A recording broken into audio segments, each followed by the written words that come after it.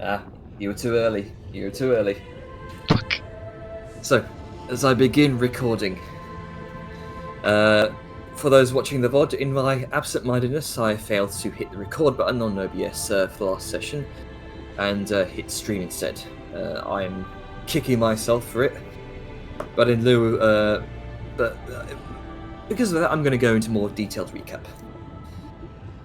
When the party was last left off at the end of session 101, Velen was hanging onto the bridge that Fizzy had just blown asunder, precariously dangling over lava. Liska was cut off from the rest of the group on the bridge's other side. Meanwhile, Grunker faced down two chained fire elementals alone. Vellum hauled himself up onto the bridge, remaining on his side, while Grunker was overwhelmed by the fire elementals. But thanks to his natural fiery resistance, he negated most of the damage. Liska leapt over the gap in the bridge to join Grunker as the ranged party members of Arja, Vadmir, Fliz, and Xiaoyun peppered the two creatures from afar. It soon became apparent that the ley lines, without their anchoring crystals to funnel their shape, were flailing out of control. And as the strands of raw energy drew near the chained elementals, it took some of the energy with them, and their forms diminishing in size as a result. During the combat, one of the elementals was drawn towards Aja, much to his horror, and responded with a sizable divine blast of holy fire to the elemental's chest, opening up to a precision shot from Sayun's thundering rifle. Vadmir finished off with a critical prismatic burst before it could deal any significant damage to Aja. Vellum, Liska, and Grunker sundered the flames of the second chained fire elemental with ease. With the elementals defeated, the party fashioned a rope to carefully cross the gap in the bridge. Their newly acquired Pyromancer ally, however, decided to stay behind. Liska used her mountain folk's strength to break the bar behind the massive 30-foot stone door, enabling the party to grind it open to the cave beyond. They entered into a massive, dimly lit volcanic cave that may have once been a magma chamber. The walls and floor were jagged with obsidian. And within, the party witnessed a massive crystalline set of roots growing into the chamber itself, aglow with the raw power of elemental fire. There were a number of deep doors. This is probably where the deep doors were using, where this energy that the deep doors are using was coming from. There was a deep quaking underneath the party's feet, and a deep rumbling growl within their chests, like some sort of gargantuan beast. There was three apprentices gathered around the crystalline roots, attempting to wrangle the atom control ley line energy with their own chains, but they were swiftly dealt with by the party, who began exploring the cavern. And they saw what appeared to be an incomplete door on the far side of the chamber, and decided to investigate. Found out that it was a puzzle. The party began exploring around the cavern to find these various puzzle pieces.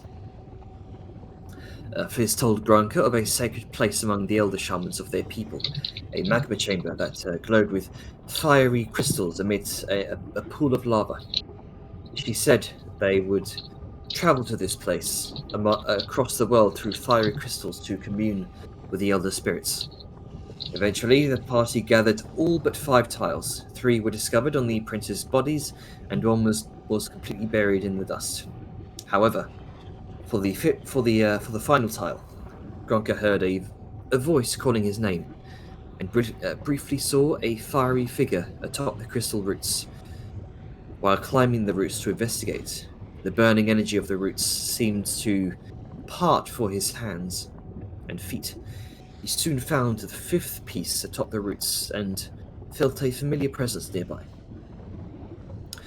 Regardless, the final tile had a diamond-shaped recess in its center, and when Grunker placed it in the door and placed the heart fire crystal within, the ley-line tendrils in the chamber anchored to the door, opening it, and the party entered, ready to face what was to come. the party stepped into a tremendous round magma chamber. In the center of the chamber was a pit of lava. Jutting out from the center of the lava pit at an angle were these colossal formations of jagged crystals that glowed with bright fiery orange light. And around them, anchored to the crystals, were 4 fiery chains anchored to a number of sigils, deep in the being summoned from a number of dark iron platforms bolted into the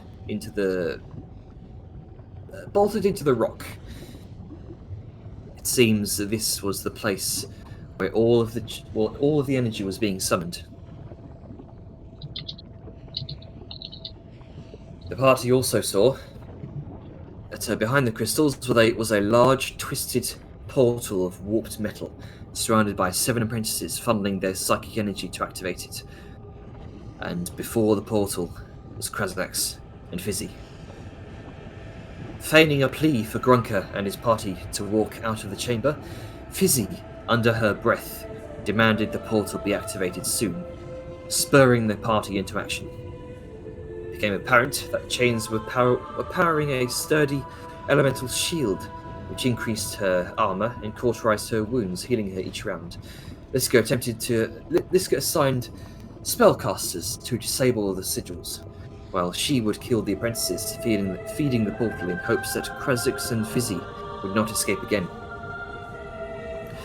Fizzy summoned a great arcane hand spell to gain height and movement advantage, but concentration was lost when Fliz managed to gain a critical hit through the shield with her dark iron crossbow. This only enraged Fizzy, causing her to focus a number of firebolts on her. Warlord Krazax tried to slow Grunker and Vellum down with a number of bombs, but only for the two to repeatedly succeed on their saving throws, reducing the bomb's effectiveness.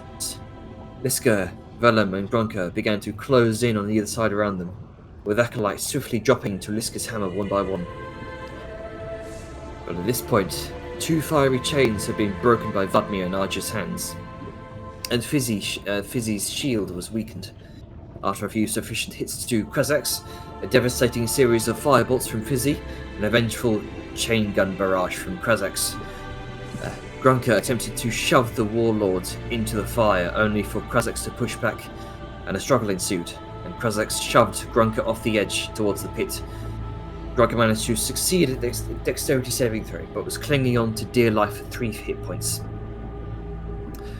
Seeing an opportunity, Vellum stepped up to the plate, as Krazax was about to deal the final killing blow to Grunker. However, Fizzy intervened, demanding that Grunker be left alive, as she wished for him to be enslaved as her enthralled husband. And in that moment, Grunker shoulder-charged Krazax, sending him off the cliff towards the edge, towards the lava. Vellum did that. Yeah, Vellum did that.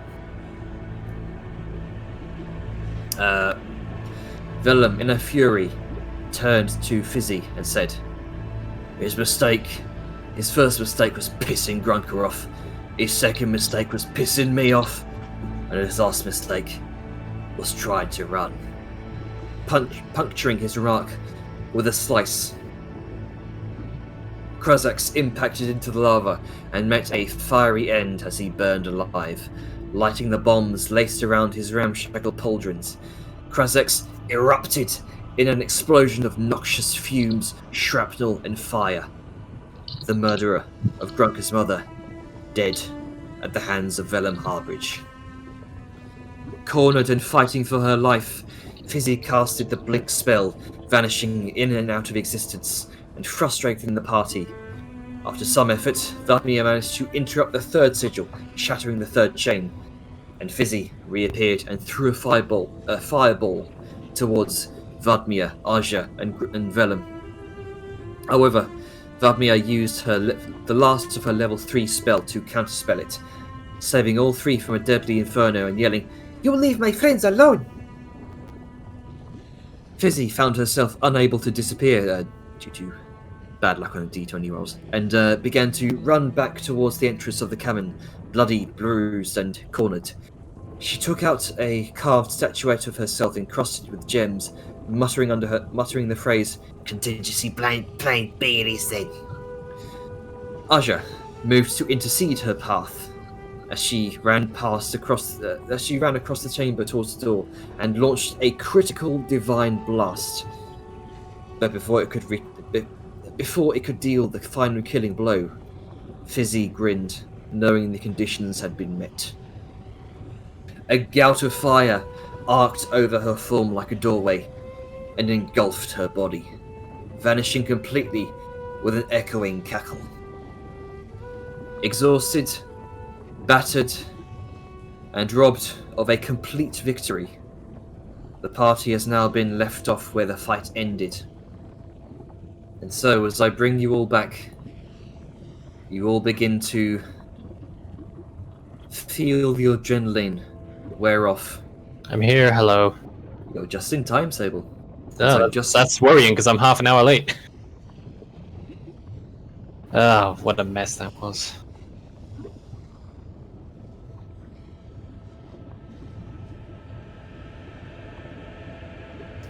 While you do the recap, actually, I'm gonna take a quick piss. I've already done the recap. Oh, okay, well, never mind then. I will hold it. Just finished the recap, yeah. I will hold it then. Literally just finished it as you entered. Bye. Okay, so you're all recovering, heavy breaths. What do you all do?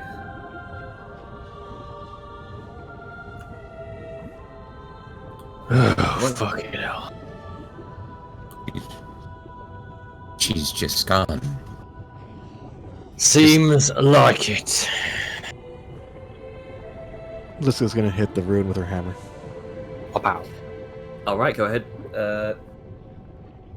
I'll say just go ahead and make an athletics check for me. Since Vanmi and I are flanking it, I'm just kidding. I mean, Varmi has been attempting to dismantle it, but since it's like Arcana versus just hitting with a hammer, you don't get advantage. Sadly, it's a stationary object as well. Yeah, That's why I said I was joking. Yeah. Calm down. 15. You take your hammer, lift it up over your head, whack, and you make a significant dent in the in the dark iron. However, the sigil still seems to be active. Seems not enough. At the sight of this, Vabi is going to kind of flinch a bit as the impact hits, and she's just going to continue with an Arcana check. 12, no. She's still struggling with it. Okay, 23. We'll come back to that. Saoyun, Aja, Grunker, what are you guys doing? Since he's right next to him, Aja can see that Grunker ain't doing too good. Looks like he's even prone. Mm-hmm. So he just comes over and holds a hand out to him to try and help him up, asking him, "Are you well? You don't look so." No. But,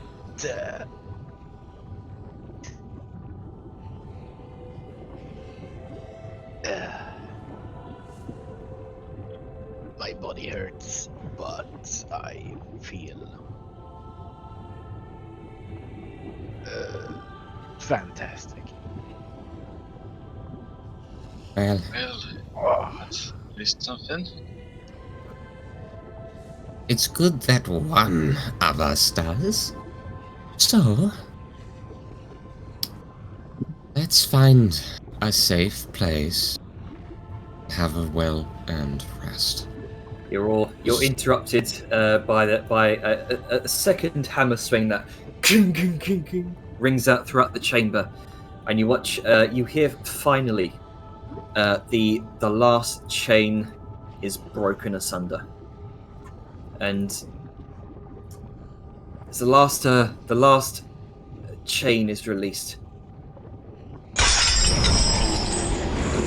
The sigil below dissipates as you have successfully interrupted the magic by sheer brute force. The tendrils of ley line energy evaporate in a trail up to the anchor above, and link by link, the fiery chains shatter, loosening from the massive crystal formation in the center. The moment they loosen and vanish, you feel a deep rumble throughout the chamber, followed by what can only be described as a rush of hot air that courses throughout the cavern like a tremendous sigh of relief.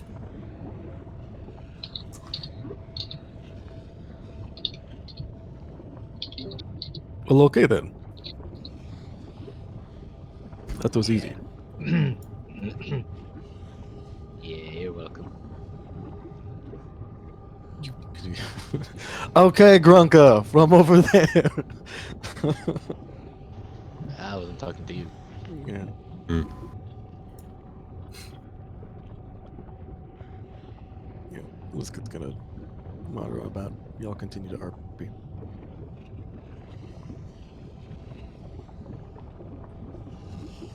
I think there's nothing left for us here now. We have an army at our backs. We've done our work as a vanguard. We've earned our rest. I most certainly hope so. As Arja's talking, Grunka, you swear you hear something else.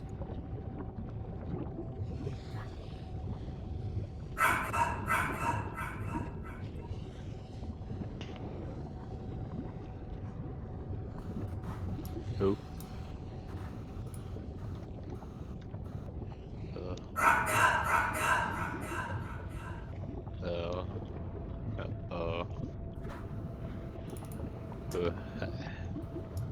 Maybe I'm missing a little bit more blood than I thought. What's the matter? Okay. Yeah, I know you hear that. No. No. Yeah. Where's this coming from?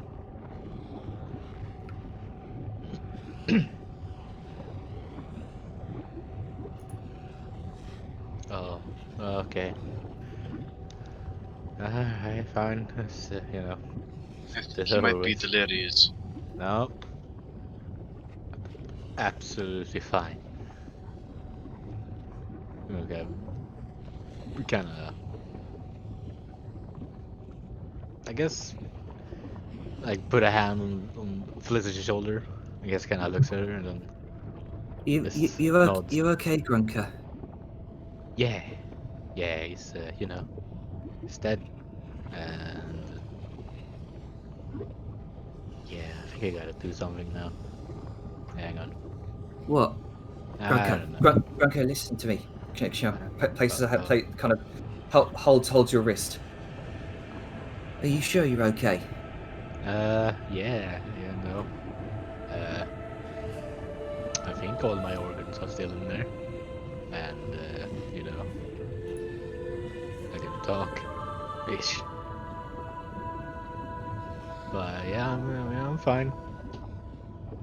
Nothing a bit of, just a little bit of sleep, some water. It'll be fine. But yeah, Well, you look like you're about to fall over, so I'm gonna come yes, with you. I am. But yeah, I have to. Yeah, I gotta do the thing. Hang on, I'll be back. She kind of follows you for a moment, then kind of stops as you walk off. This look of concern in her face. I'll be fine. I think. She's just watching ahead Yeah. from afar.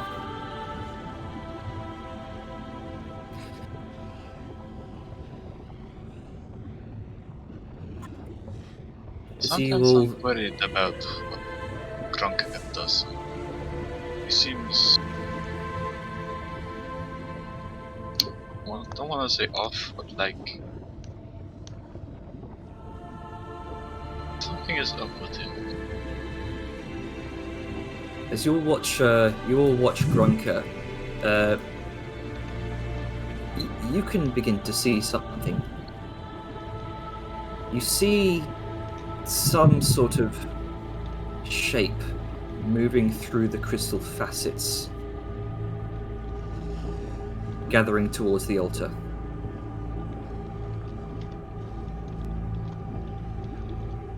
Oh, so it's like it's in here, and it's like moving this way. It seems that way. Oh.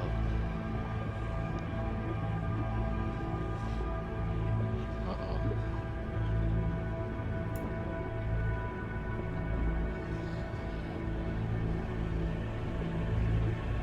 I mean, yeah. Get this over with. So you look up towards the altar, Grunker. This thing, right? No. The altar. Right.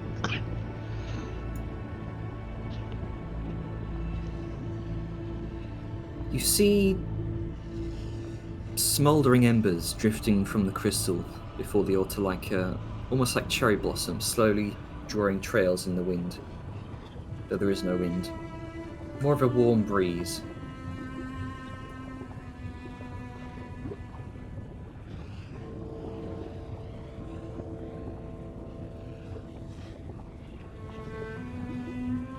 Something begins to take shape. A figure. Translucent and tinted with a warm orange hue. Please don't be another vampire.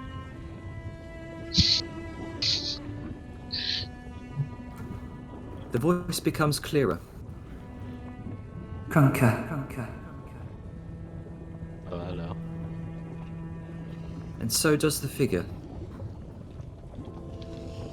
You see a red fungal spotted robe, a mantle and crown of smouldering orange feathers, warm and welcoming eyes glow with a golden orange as fire drifts from their corners around to her back like a mane of softly crackling fire. In one hand, she carries a green crystalline staff. This is ceremonial shaman garb. And wearing it is the spiritual form of a deep dweller goblin. The translucent figure drifts down to the ground. And you see a slight tear of joy roll down her cheek. Is this what I think? Is this what I think it is? She opens her arms. My little pebble. Oh. Because it's kinda... I think it's gonna fall to his knees. He's a bit overwhelmed by everything.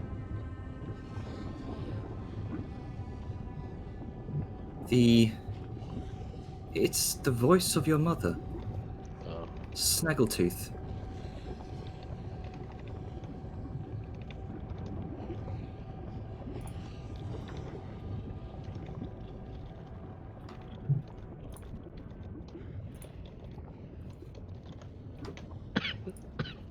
Oh. I knew you'd find this place eventually.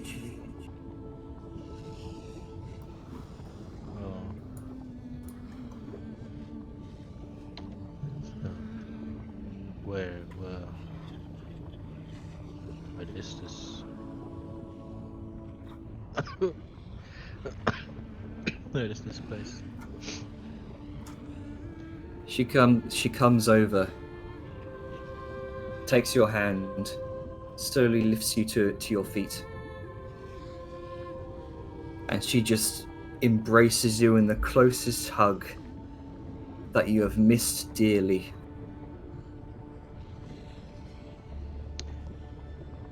There's a physical presence despite the ethereal form. And for the first time in years, you're wrapped in a very familiar embrace that you have missed so much. You've grown so much these past few years. Oh. I mean, come on. I had to. I've watched your... Sorry, go ahead. Oh, no, yeah,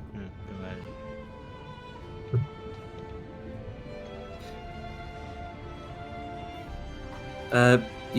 You all see this actually before you.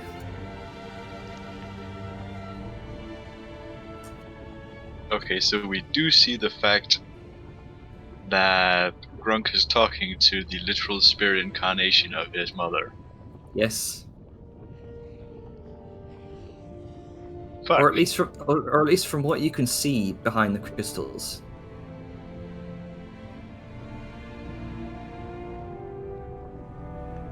Oh.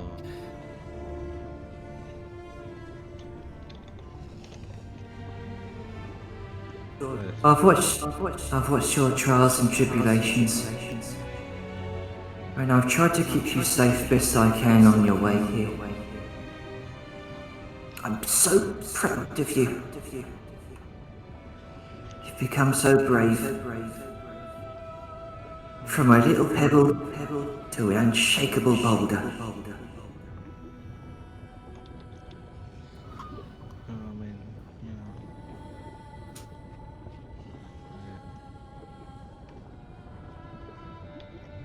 Nice.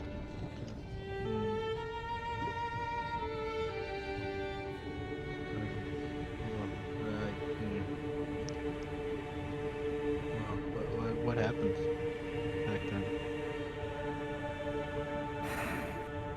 She kind of sighs to herself for a moment. I can see your confusion. You're owed an explanation. And that little gemstone. She kind of her ethereal hand comes forward, and you feel a tap against the crystal around your neck. And that little gemstone has been the key to all of this. Oh, the shiny, or what did he call it? Hot fire crystal. The Heartfire crystal. Yes. This is something I've wanted to tell you. The night you came home from the village. But that's the night I was taken from you. It was him, wasn't it? Who kind of gestures towards the what I assume the still smoldering little bit on the surface of the lava where Krasax was liquefied.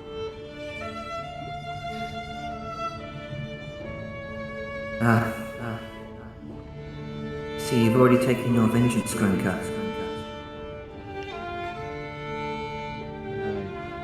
I don't think I had to. It was I couldn't let someone who done this be.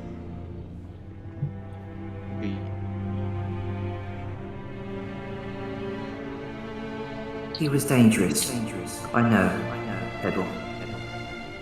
But there is a difference between vengeance and justice. You shouldn't let the sickness take hold of you. But it's done now. It's done. She kind of clasps your hand in hers. It's over now.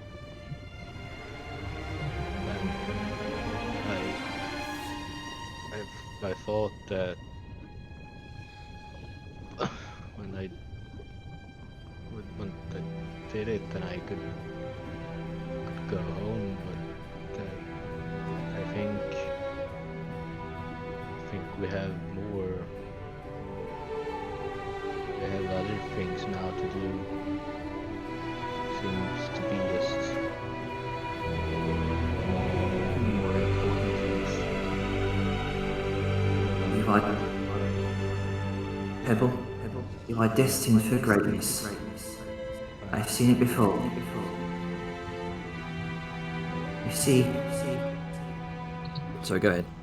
No, he's just making sounds. She kind of places a finger over your lips and says, I owe you that explanation as to why I'm here.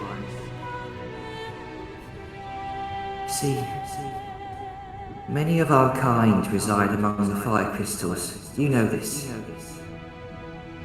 Gives us heat in the coldness of the dark. Gives us light when the fungus does not. You've heard of the fire speakers, the shamans of deep fires. Yeah, I didn't, never really, paid too much attention, but I think when we're gonna look at this whole assembly, I might have to now. Seems bigger than just,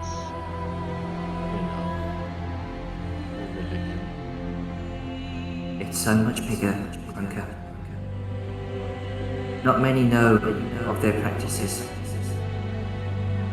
but they provide guidance to the lost. They wade the petrified out into the lava when they pass away. They are a good but mysterious people. You ever wondered where I disappear off every night, or whenever a family friend passed away? Oh, I was a fire speaker.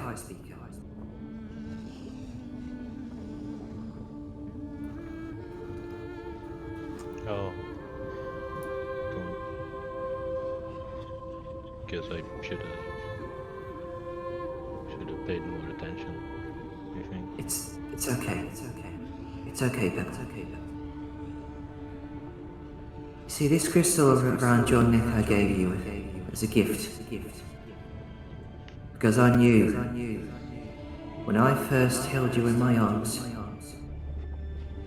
that you would be capable of great things, as did your father.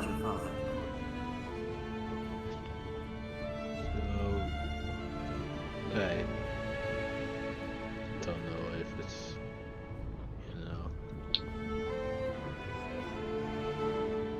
if I should ask, but who is that? she kind of sighs longingly to herself for a moment. Just hands still holding yours. The warmth of the fire kind of licking over your skin. Migmox was his name. Migmox. How do you spell that? I'll type it in the chat there. Thanks. I just pictured that in character. It's like, how do you spell that?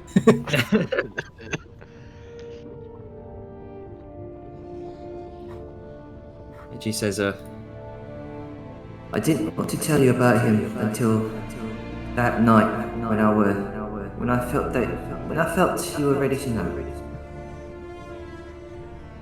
He once possessed the gemstone, and it was passed down through generations of fire speakers. And indeed, they called it the Heart Fire Crystal, Broker.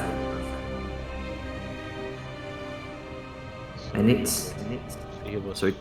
also a fire speaker. no. It was something far greater. You see, that gemstone is a link to the fire crystals. The fire speakers called them the ley lines, big crystal roots that span the world, Runker. she kind of closes your fist around the crystal. You hold in your hand a connection to the ley lines.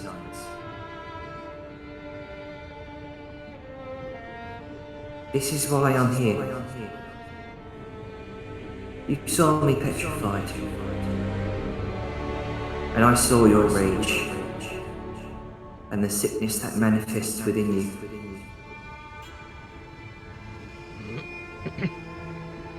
But what I saw was not the ordinary sickness.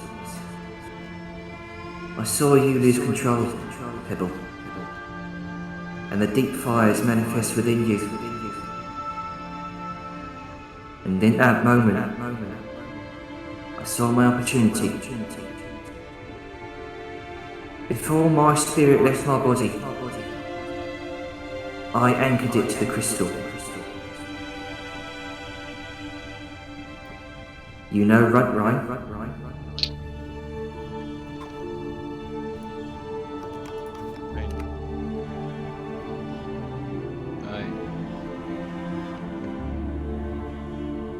Do I know him? He's the one that trained you. Oh, right. Yeah. Learn your own backstory. Yeah, the names were kind of Yeah. later on, but yeah. Yeah. So did I. So did your father. Runt Rhyme admired your father, Grunker. Which is why when I reached out to him from within the crystal, he knew what he needed to do. I'm sorry he had to hit you that hard, Grunker, but it was necessary. It's okay, Alan. It had to, had to be done. From that point on, I knew you were ready to control this gift.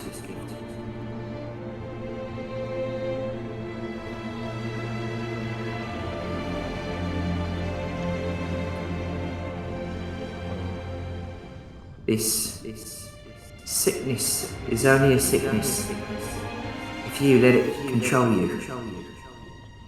And I taught your father the same thing. That's how we met. He had the same gift as you. Oh. And he too came here. Here? Do, To this place? right here, Grunker. Oh. Do you know where you stand, where he once stood? I guess I understand. She's gonna squeeze your hand tight. This is the deep fire sanctum. It's the place where all fire speakers must travel to seek acceptance by the deep fires. This is where your father, Migmox, became a Flamesoul. And his father before him. All the way back until the very first Flamesoul. Do I have to be one now? How does that work? What is that? A Flamesoul? Yeah. Let me explain. I've been meaning to tell you this for a long time, Grunker. The first Flamesoul was Gex himself. Gex the Chain Smasher.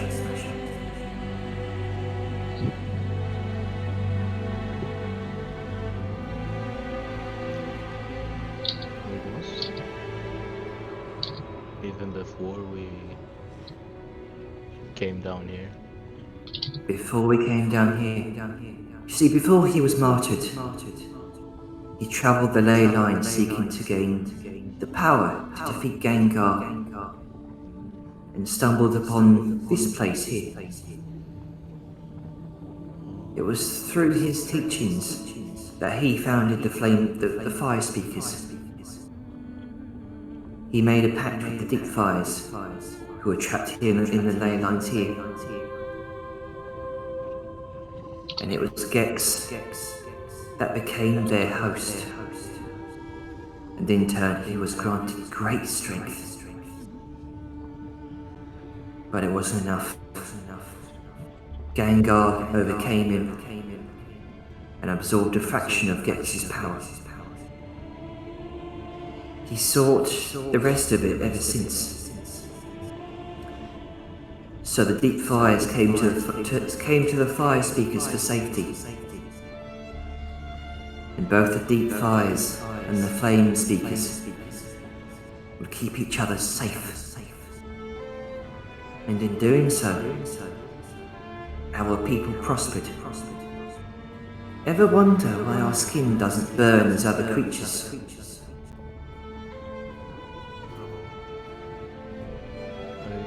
I thought that,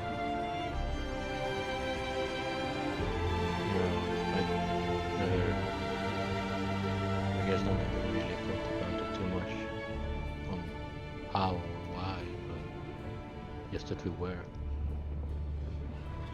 Well, now you know, Pebble. You see, we call it our fire, our heart's fire. A hot core within us that burns brightly. This is our connection to the Deep Fires.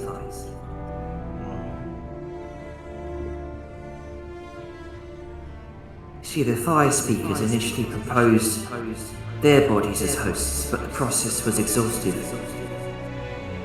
Instead, a shard of ley stone was broken from a ley line, and the Deep Fires would use it as a beacon to travel to in times of peril.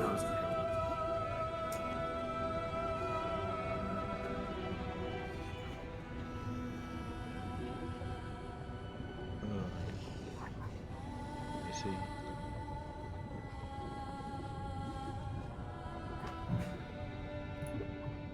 So, Go ahead. so, well, why were our people so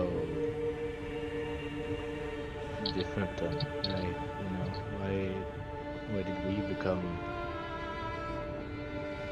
I guess, chosen over, the normal or other goblins? What makes us so special? Because Gengar seeks to enslave the Deep Fires as his own power. And Gex sought to bond with it. Call it a symbiotic relationship, beneficial for both parties. All part of that pact many years ago.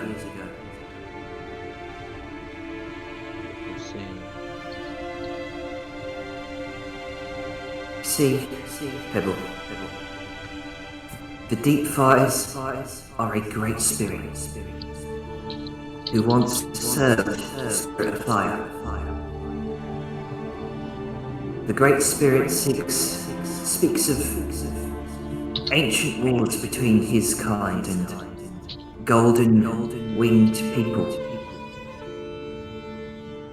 And he was since banished from physical form. Through the Heartfire Crystal. The Flamesoul is that physical form. And so long as the Flamesoul is a willing anchor, and so long as the Flamesoul keeps the Heartfire Crystal close to his own heart's fire, the Great Spirit shall serve the Flamesoul and grant him the power to guide and defend our people, with the power to swell as a great bonfire, or to smoulder as a tiny ember. But someday we shall no longer fear those who hunt us.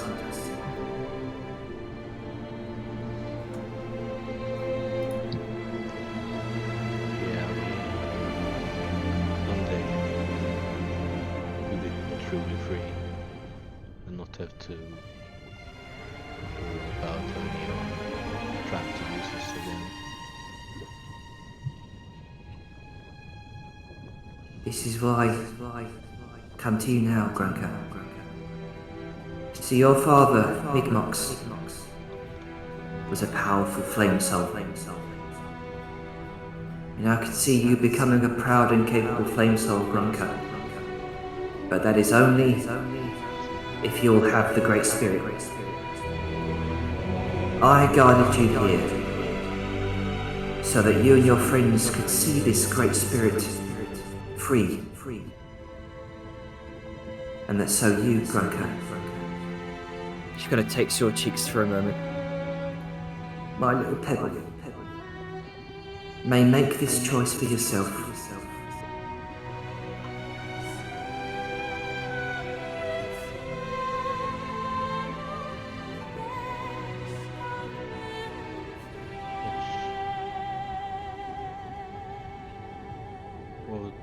What would happen?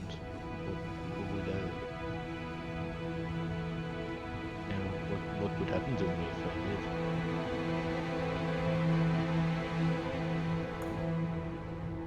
did? As I said, so long as you keep the Heartfire Crystal close to your heart, the Great Fire Spirit shall grant you great power. The power to guide our people through trials and tribulations.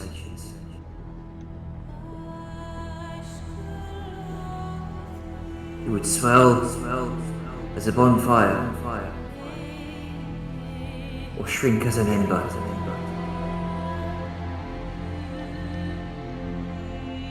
But regardless of your choice, Grunker, She kind of leans in close a moment and kind of plants a kiss on your forehead. regardless of your choice, I'll be here with you. Both in here She kind of taps the crystal and here. and she taps your chest. I will always take pride in you, my little pebble, and love you as my son.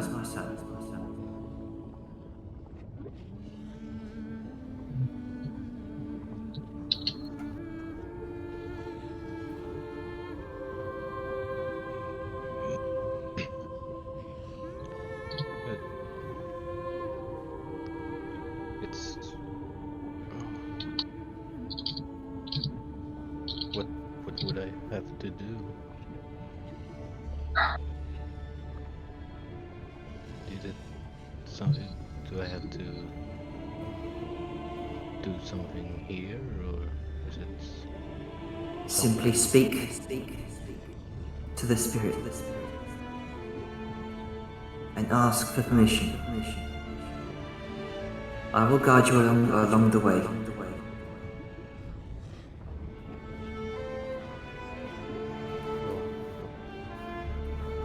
okay? How do I just do I touch it? Do I try and think about it? How do I? She kind of drifts, her spirit drifts alongside you. And it's here that you will get a much clearer picture of this now. And you've all been hearing this ethereal voice speak throughout the chamber, as well as Grunker's. She takes your hand, Grunker, and simply says, Step forward and ask.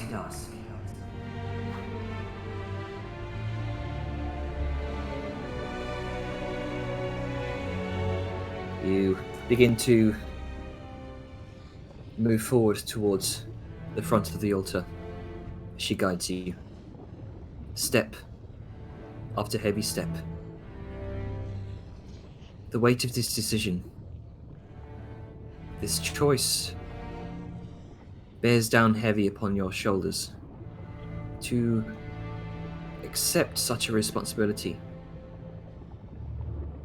such a burden, such power and such a status, a connection with an immortal spirit of fire, passed down through generations. You come face to face with the many crystal facets of the ley lines, imbued with the essence of raw elemental fire itself. Like a house of mirrors, you see your reflection across every surface. And the reflection seems to appear on every surface. And the rest of you, see Grunker's reflection in every single image, every single facet of the crystals. You feel a hand enclose around yours, followed by a reassuring squeeze as Snaggletooth stands next to you with a proud smile. You hear her say next to you, Remember, this is for you to choose. To initiate this bond, you must ask of the Great Spirit's power. And he must ask for your own accommodation. Her spirit slowly releases your hand and she steps back, an anxious look on her face.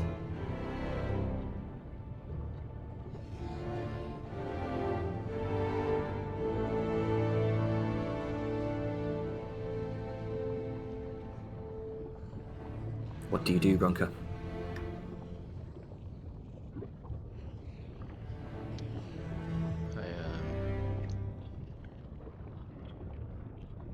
I guess I place my hand on the crystal and I ask for it.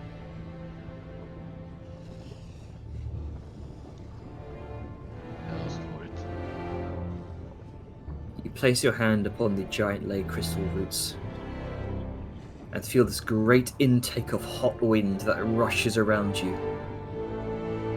The crystals almost seem to shift, slowly expanding and shrinking like the scales on the gasping chest of a great dragon.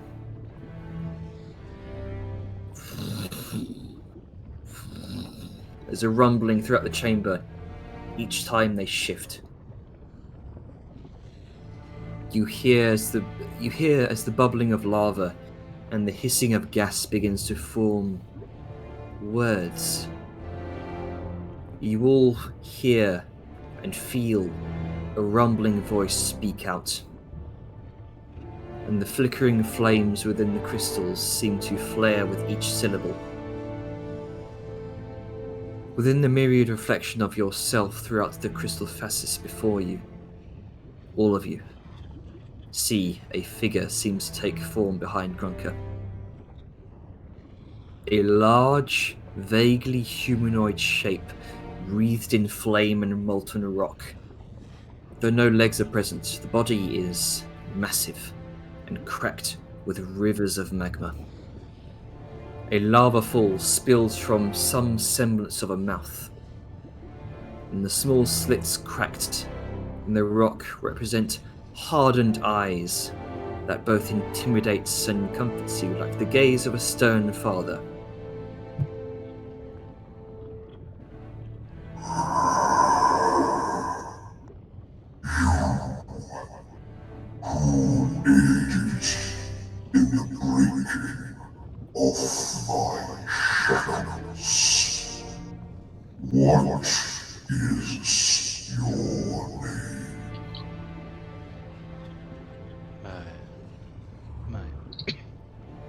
My name is Grunker.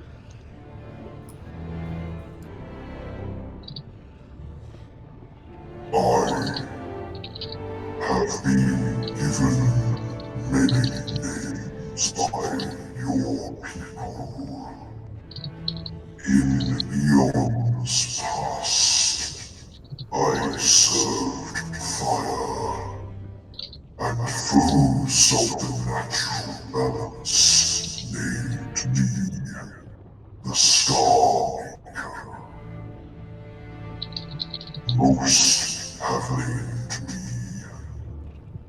Incendious.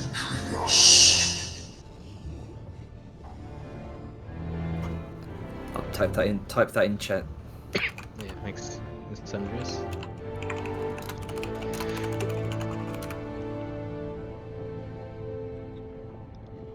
Incendious, the Scarmaker. Oh. You feel the rumbling of the voice echo through the chamber. I give thanks to you, small Grunker, and the rest of your allies.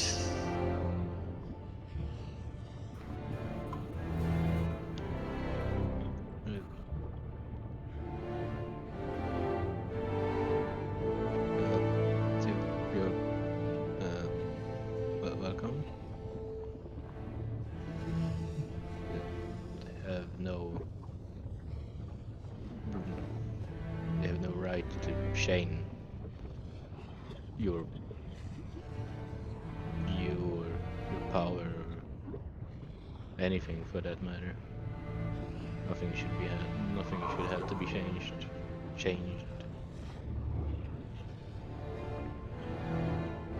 The Flame Keepers once revered the fires as your people do.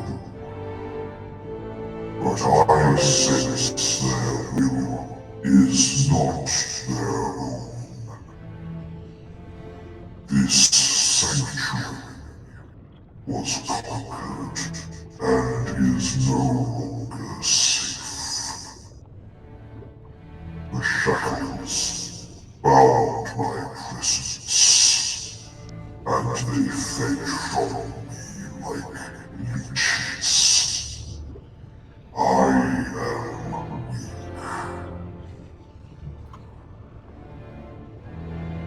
But you, small broker, come to this place and stand before me.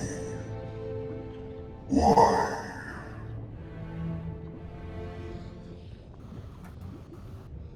Well, One sec, I just gotta plug my battery into the laptop. So, just a second. yeah, sure. Okay. No pressure. No. Also, my siren kind of futzed, so could the music be restarted? Sorry, what was that? I was away from the keyboard. Oh, my Sirenscape futzed. Could the restart of the music be done? Yep. Thank you. Give me a second. Do. There we go. Just gonna double check to see that's still recording. Yep.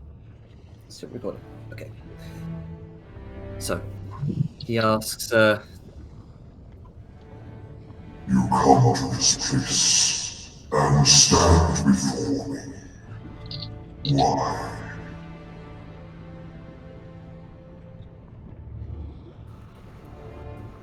Wow.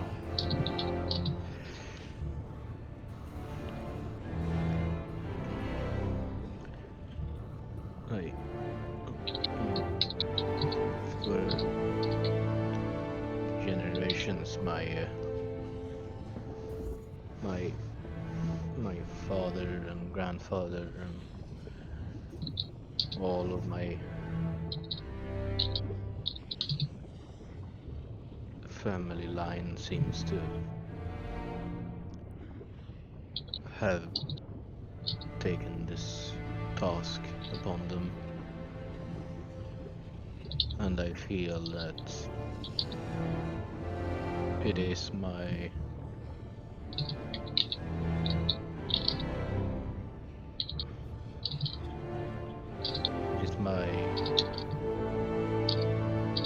task in this life to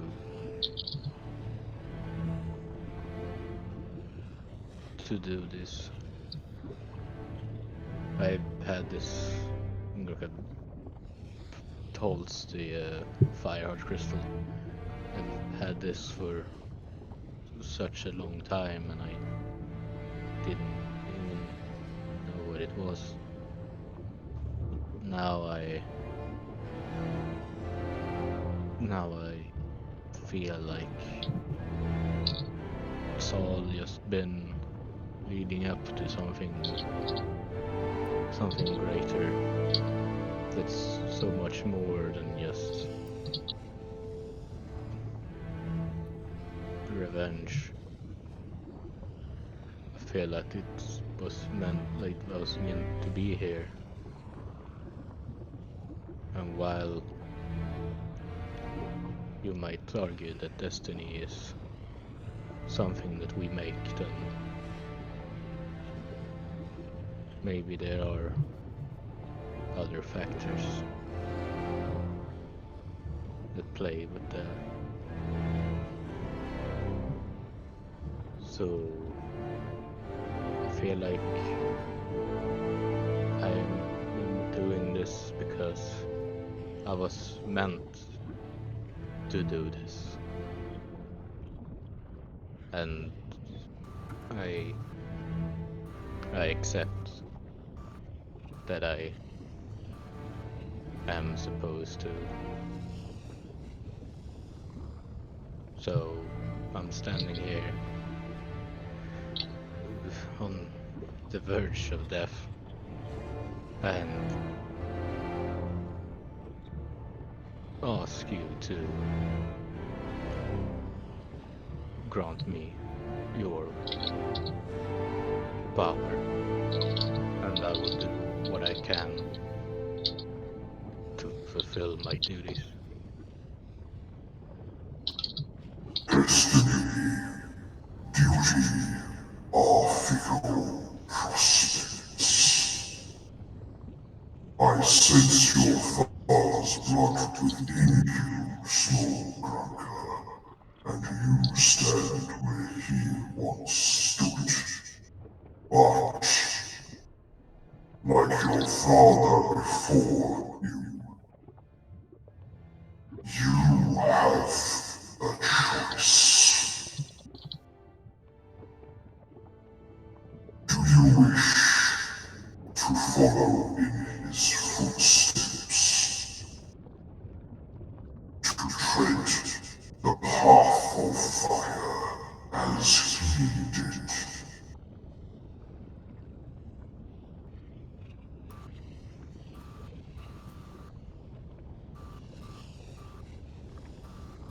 Yes.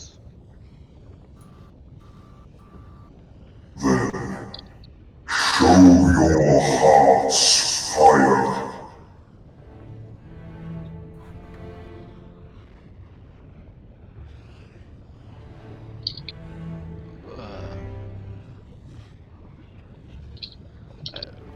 I guess I'll try and rage, but I don't have any left. As you concentrate, focusing tightly, you feel the adrenaline begin to surge. That last bit of fiery rage you've been storing within your chest. You feel your arms and legs quaking. Your arms, your fingertips spark a light with small embers before your entire body begins to engulf itself in flames. Your eyes shoot a light. Bright beacons of orange light in the darkness. And the Heartfire crystal begins to shine brightly. The visage of the massive figure disappears from behind your reflection in a whirl of fire, and beneath you the magma begins to roil and bubble with an ever-growing intensity. The cavern itself begins to quake. The glow from every crystal in the cave begins to fade, and the light dims as all the energy begins to gather in a single point in the center of the lake crystal formation.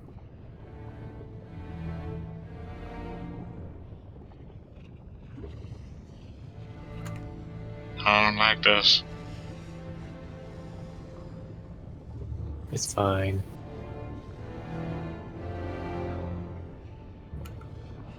So just got to get rid of all the lighting effects.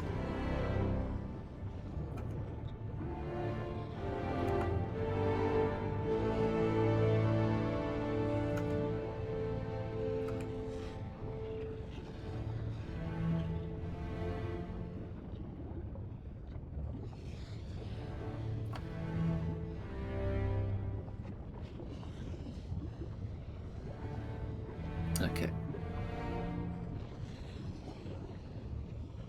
Then, as if all the energy is released at once, the small bead of light erupts in a massive blast of bright orange light, as if Grunka had just been engulfed in the breath of a red dragon.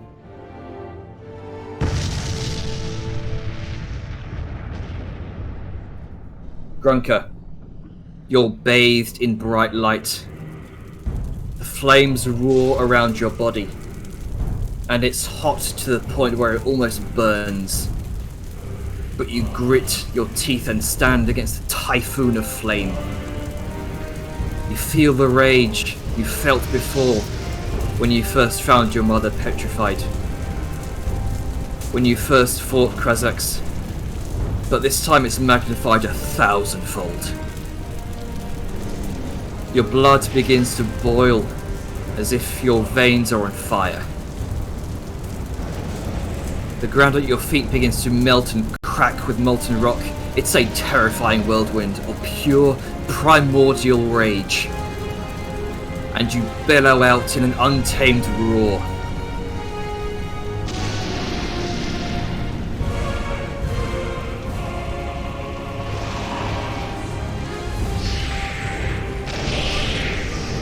What do you do, Grunka?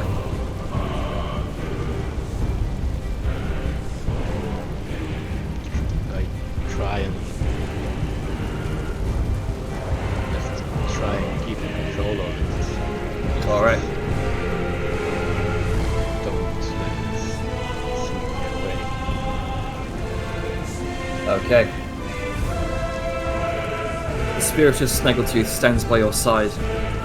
You see the roaring flame behind her, as through your angry red haze, she speaks to you and clutches your hands tightly, places a hand on your cheek. You hear her say through the flames, Now is the time, Devil. Fight it. Tame the sickness. Don't let it control you.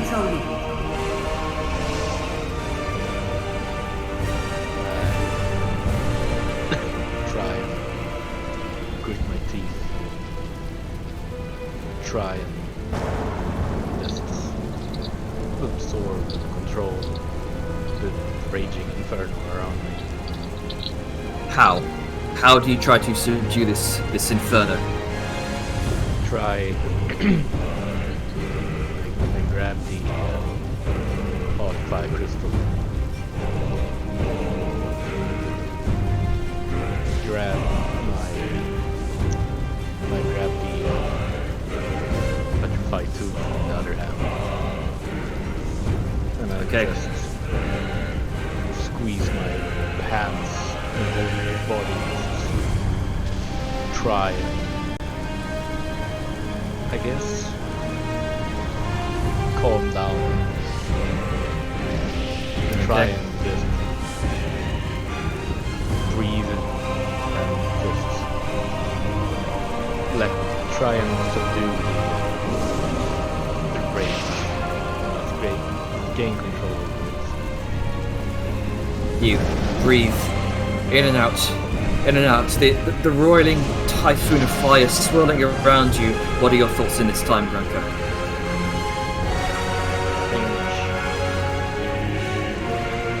His normal rage is more of an empty, mindless thing, but I think he's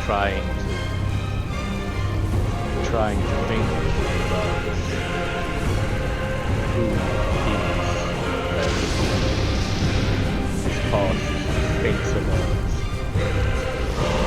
live, he'll play his mother's gentle voice stories. He tries to just not forget who he is and to try and just gain control and teach, I guess, the rage that he is not controlled by it, and that he is the one in control. As you fight for this control, your heart rages in your chest. Your roar bellows through the chamber. Before you try to stifle it, the earth shakes, and through the red haze, all of these thoughts in play. The sight of your mother and her voice also gives you that extra strength you need. You take a deep breath and stifle the rage within, pushing it down deep. From the enraged firestorm, the Heartfire Crystal begins siphoning embers and flecks of elemental power. It's working, but you can still feel the rage trying to bubble up within. You try to push back. Snaggletooth takes both hands to the sides of your heads to keep your gaze affixed to hers, your eyes burning bright. You can do it, Pebble!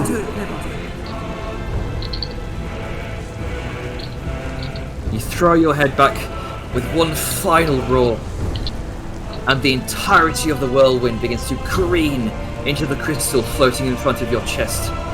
The force of a superheated hurricane forced into one singular focused point between you and Snaggletooth. Make a Constitution saving throw.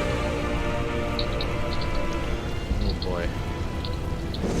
Am I technically raging for this? Yeah, you would be raging, yeah.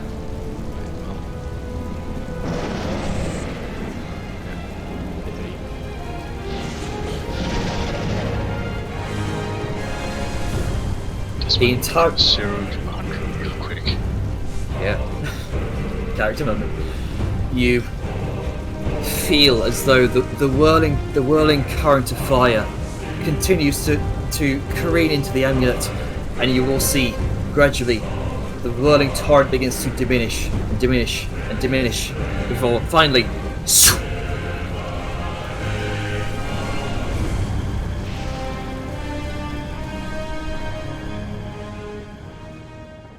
quiet falls over the cavern,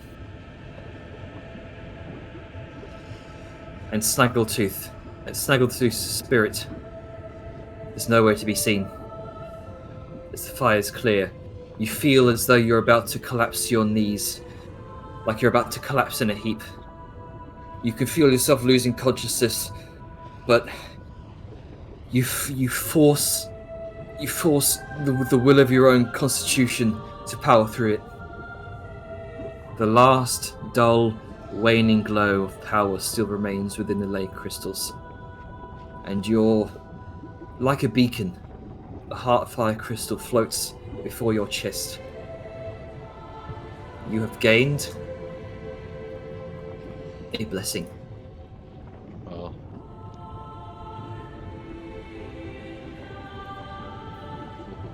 Okay. Welcome to the Blessing Club. Nice, sweet.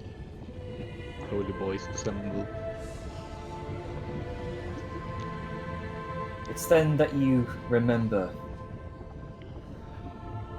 words spoken to you at some point from a certain Naga.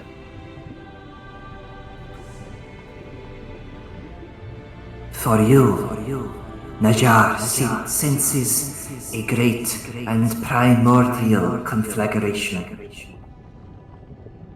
Temper your fury, lest your friends burn along the way. These are Najar's words to you.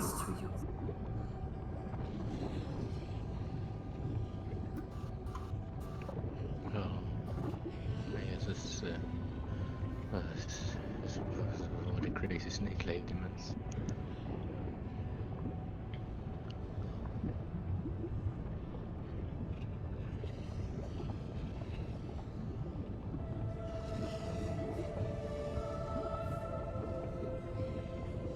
So, the rest of you, what do you do? Having just witnessed this almost miraculous moment. Almost. I need to sit down. So is Gronka like possessed now? What's going on? Do we have? Is this another fight?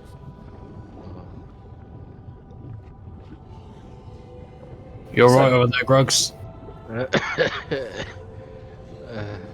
No. But hang on. Oh, you're not dead, so call that a win. So, for those in the VOD, Incendious, the Scarmaker Grunker, has chosen you to host his long-lost spirit, infusing you with a fraction of his power. When using this blessing, your skin takes on the appearance of cracked obsidian that seems to boil beneath the surface, and your eyes blaze with fiery fury. You can cast the Enlarge/Reduce spell once with this blessing, regaining the ability to do so after a long rest. Any additional damage dealt with this spell is done as fire. So long as you have this blessing, you speak, read, and write Ignan and Primordial.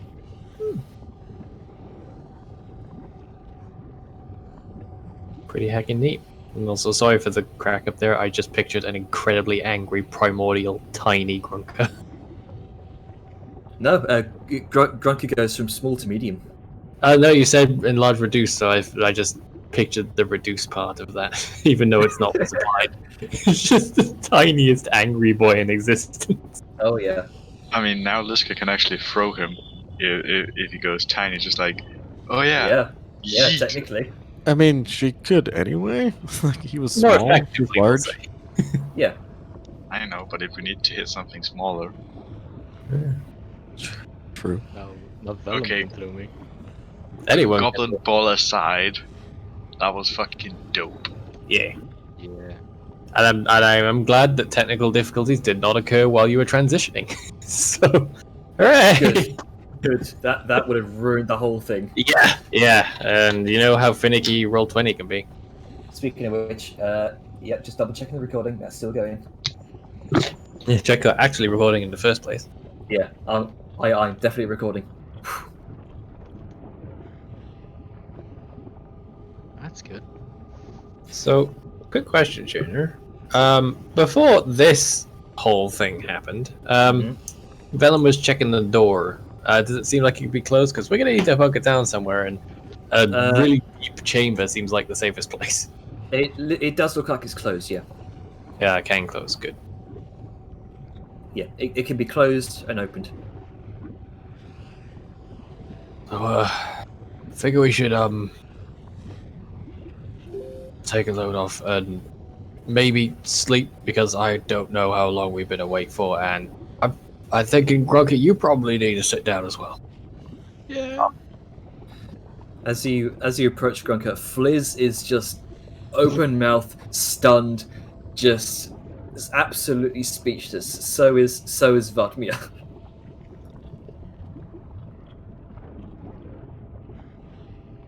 Yeah, so I don't really know what happened. I don't think any of us did. yeah. It's a lot. I think I need to sit down. Yeah, tell us later. You had a hell of a time.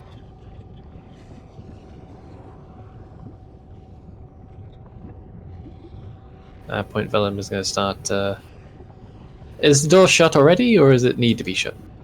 The doors, it's open from when you guys came in. So, if you choose to, you can shut it. Yeah, Vellum's going to start moving to shut the door. Yeah, Liska's gonna go through it because she wants to actually be in a place that's comfortable, where there isn't a possibility of people breaking in. Like, one, possibly seeing if the barrier's down. Two, what our forces are doing. There's a lot of stuff to do outside this room, and Liska's gonna go do them real quick. Okay. Right. So, as you all take a moment to rest here, Liska, you begin to make your way out of the room we'll sort of we won't switch over the maps because that's going to be a whole hassle. You make your way back over towards the back through the previous chamber and up towards the broken bridge. You can see let's see here.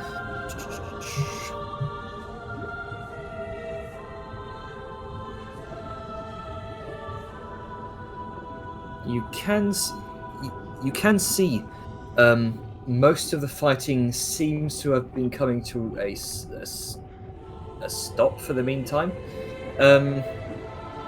It seems most other forces are setting up their small encampments for when the barrier dissipates. You can gradually see small holes beginning to sort of open up in the barrier.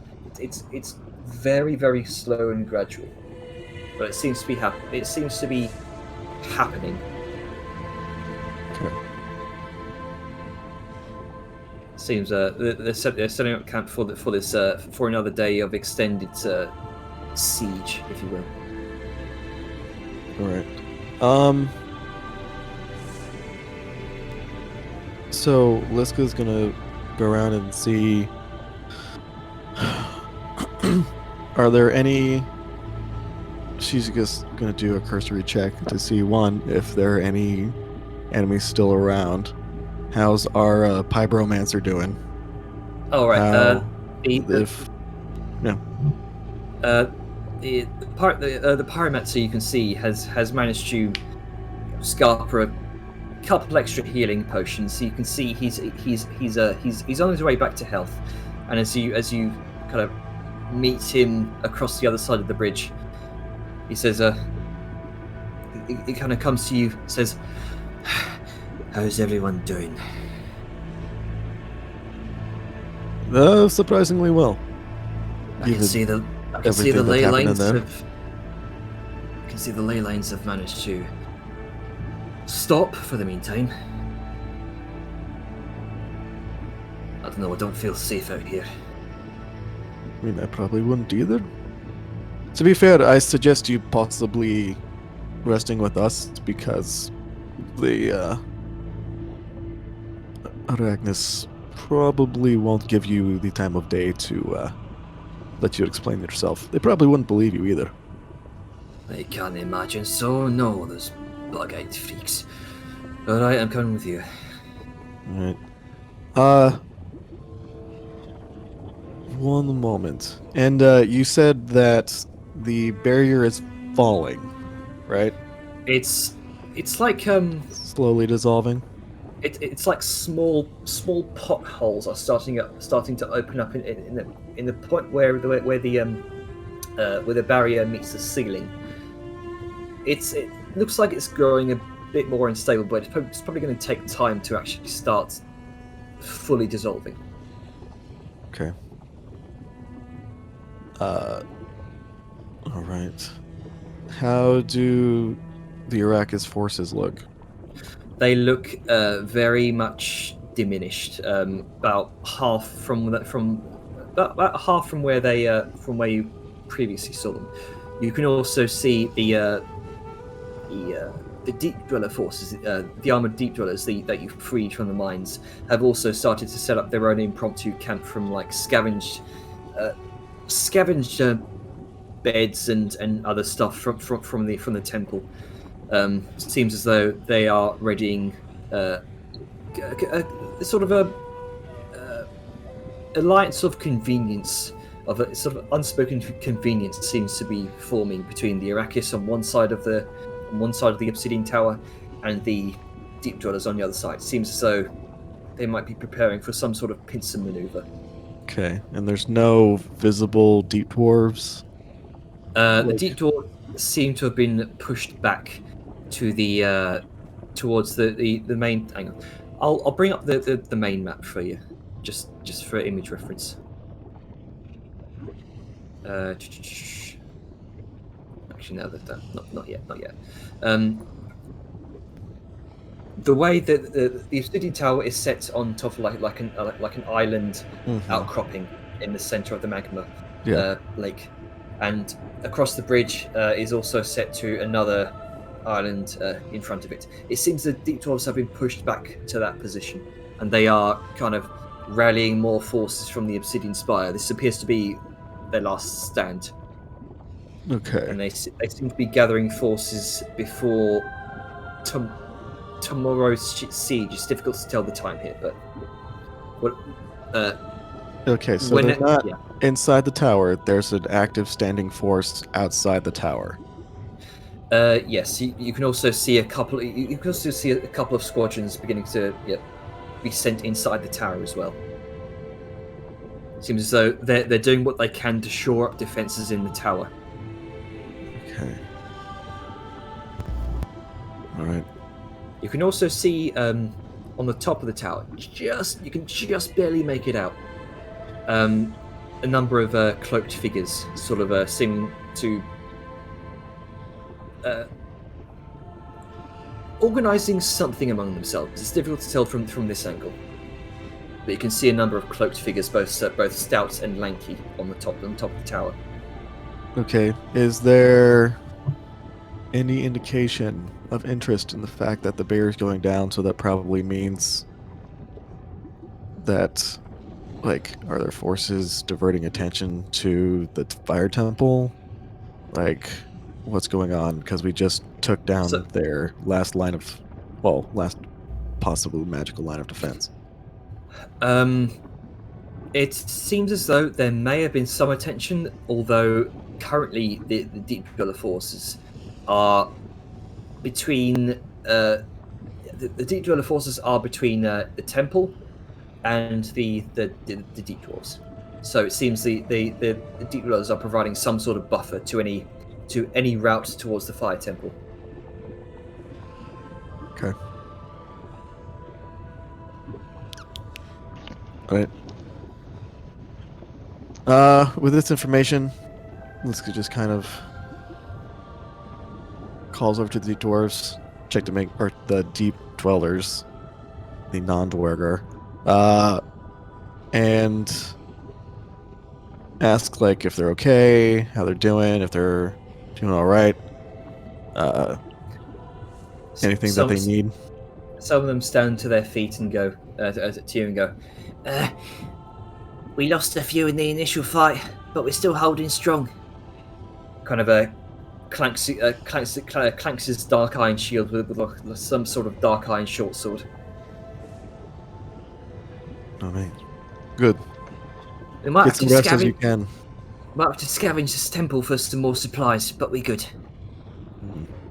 Tomorrow's a big day. You can, and we'll hopefully be able to get some rest in, though this is somewhat of an active siege. So, if you can, take turns having people rest, others keep watch. If anything happens, if there's any movement towards us, send a messenger, please. Of course.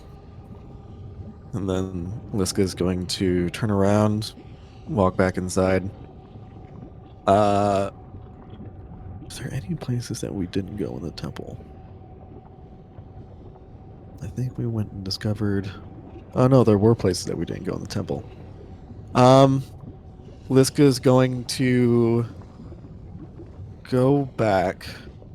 Okay. And so, considering it's a little bit more relevant, I'll drag you over there. Yeah. It'd be the first inside. Hold on.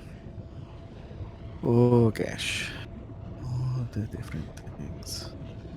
Hold on. Liska's gonna go back. So, Janner. Yeah. I got a question about this blessing spell. Is it actually enlarge reduce, or is it like a specific version of it? It's actually enlarge reduce, but the extra damage you deal is fire. Okay, so I could cast it on someone else. Oh no, sorry. Yeah, my bad. I forgot to include that. It's enlarge reduce on yourself. Yeah, I thought so. Because enlarge reduce is the 30 feet spell. Yeah, my bad. I'm so angry. I'm going to make you small. Yeah, I was kind of thinking that, like, how does that work? Just And scare so them so much that they literally shrink. Yeah, and How's this guy doing? BT Dubs. He looks bored, frustrated, and just on the ground. Looks like he's trying to strain against his bindings, but to no avail. All right. This is gonna come up. It's like just kind of squat down, still be taller than him. He gives you the stink eye. Yeah. She lifts him up so he's standing, and she's still taller than him. Okay. So this can go one of two ways. One, you can cause trouble, and to be fair, I really don't want to deal with trouble right now. I can either end that trouble with this, and she like taps the hammer on the ground, and she kind of like pulls him around, so he's around the corner, and she's gonna point to the lava, or that. Either way, it's very painful for you. So, are you going to make trouble? His eyes kind of dart around for a moment. Just yes or no. Nod yes, shake no. He kind of shakes his head. Good. Now, you have a friend. Well, former friend. He betrayed you. It's fine. He's going to keep an eye on you. Or I can toss you to the goblins and they can keep an eye on you. Do you have a preference, one or two? Blink once for our friend, blink two for goblins. He blinks twice, though you see his eye kind of twitch. Yeah, you don't like that, do you? And then she's going to pick him up by his belt and just carry him like luggage, like back out.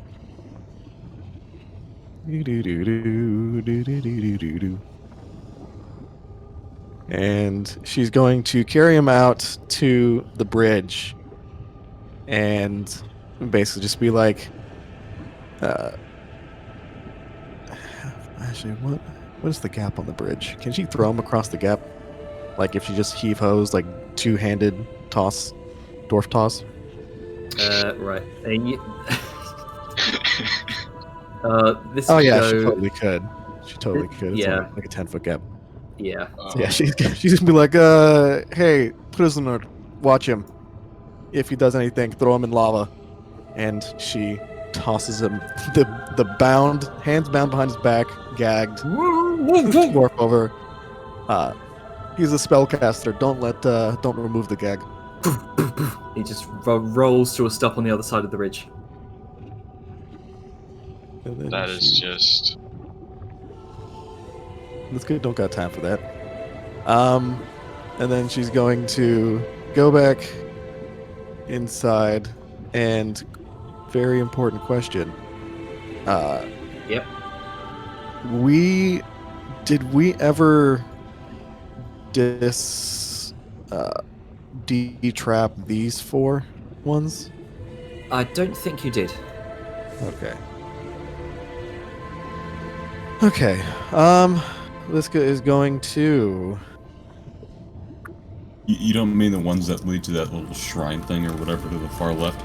Yeah. The waystone? Oh, no, Yeah, we we did did. because we were standing there. Okay, yeah. Oh, yes. Right. And right. we even tweaked it.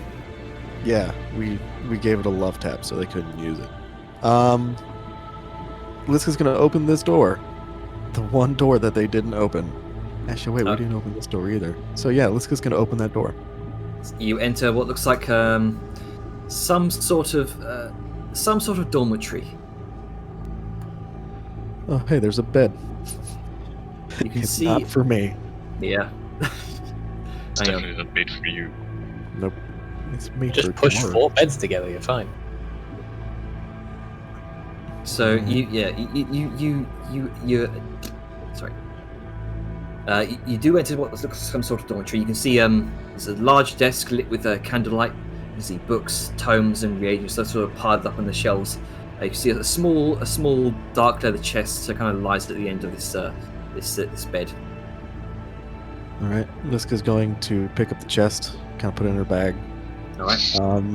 She has 2 of them now, and she's going to kind of look around like, I'll have the blacksmith or so look at this, and then she's going to walk over to. Okay. Oh, there's 3 doors we didn't open. Fuck. Yeah, she's gonna open up this one. She's gonna basically check. Yeah, but she's gonna quickly check every room. Oh, there's another bed. It's slightly Same. larger. Same layout. Grabs the Seems chest. seems these are all dormitories. Okay, yeah. Probably grabs, used by the apprentices. grabs the chest. Ooh, this one has blueness. What are these? These look like some sort of strange kind of glowing blue squidgy fungus. Nah, nope. Don't deal with fungus. Yeah. Bunch of it just laid out on top of the desk here. Looks like they may have been used for some sort of reagents. There appears to be no chest in this one though. No, at that's the end of fine. the bed here. Let's how so these beds are these dwarven beds? Beds made for dwarves? Yeah. Okay.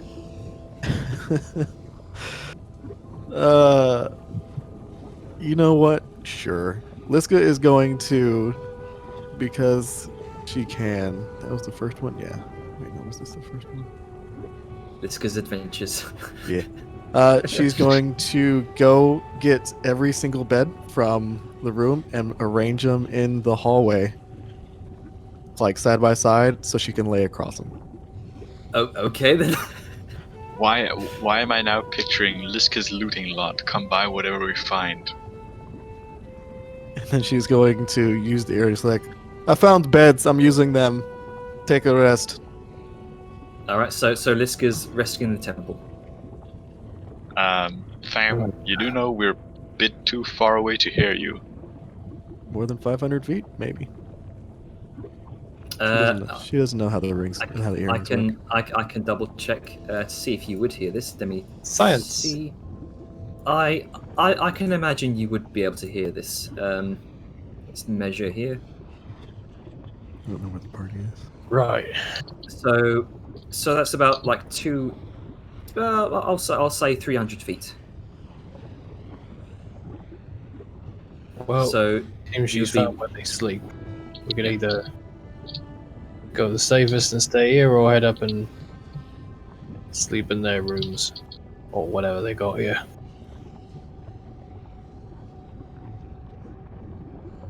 And he will wait for a response from everyone. He's just posing it to the group.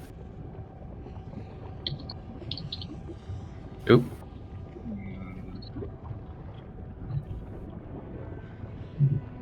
Well, I think we should at least find some place a bit more comfortable or hospitable.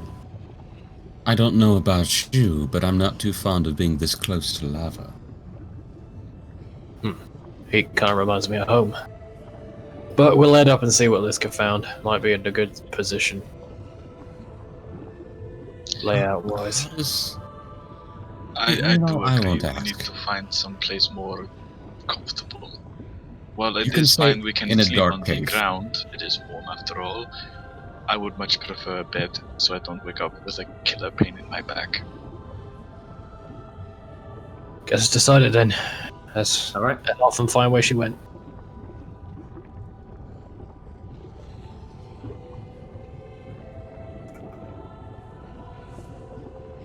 So Vladimir and Fizz are going to join all of you. Let's see. I'll just drag you all at once, so we're not faffing about. Hooray! Yeah. Let's zoom all the way out. Whoosh! Zoom. Ah, God. Everything's pixels. Pixels as big as hams.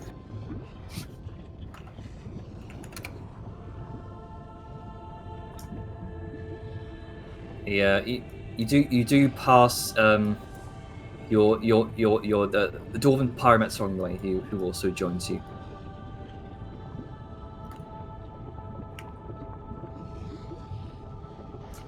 I just As testing you're- it out. I mind that. Oh, Suddenly grows as we're walking. as you all begin to kind of make your way back to the temple through the various why did the stream view not come with you? Maybe it doesn't count as a player or something. It should have done. Yeah, well, easy to fix.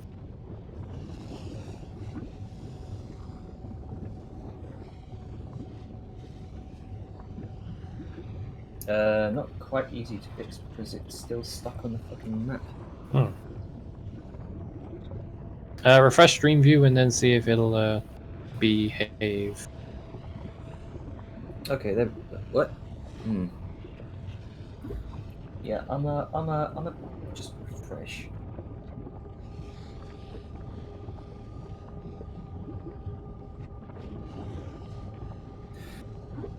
Just gonna briefly drag you all to the splash screen while that loads back up. So as you're making your way through the temple, the Paramatsa comes by your side for the meantime and says, I must speak with all of you. You've all romped your way through this temple, killed my kin, and now what, you seek to assault this obsidian tower? That is pretty much the plan. Well, don't blame you. That place is home to the madman who has orchestrated the enslavement of his own people for his own vision. But it occurs to me that I don't even know your names. So, because I would like to consider myself a man of honor, I'll tell you mine first. Danon Pyrefist. Insight roll. I'm not inciting that that's his actual name. That would be stupid. I'm inciting what his motives are, because before he was just like, just keep me alive, and now he's suddenly being more interpersonal. So Velen is slightly suspect, especially because he's not in a great mood right now, being injured and he's gone through some shit. So Okay. Give me a second. I think I've get the fucking count. Let's see. Insight 11. Best you can tell, he seems desperate. no ulterior motives then. Best you can gather, he seems as though it's like well, he seems desperate, and you can only gather you've seen this kind of thing before. Typically when individuals would find you useful. Opportunist. Okay, well, at least it means he's not up to anything immediately, so basically not shit.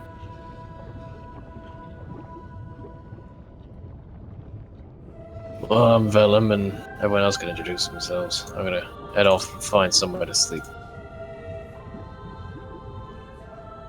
And with that, assumedly, he's gonna head off to the only place we haven't really been to. Oh, hey, Zaliska.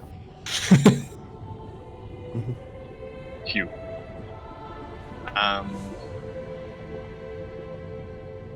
Yeah. I am Saoyun. And then Sao just gestures to the rest of them.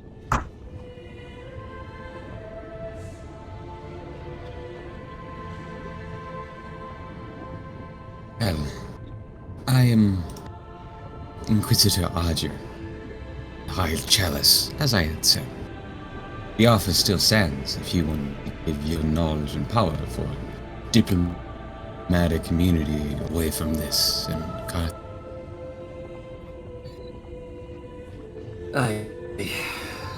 We made a deal, didn't we?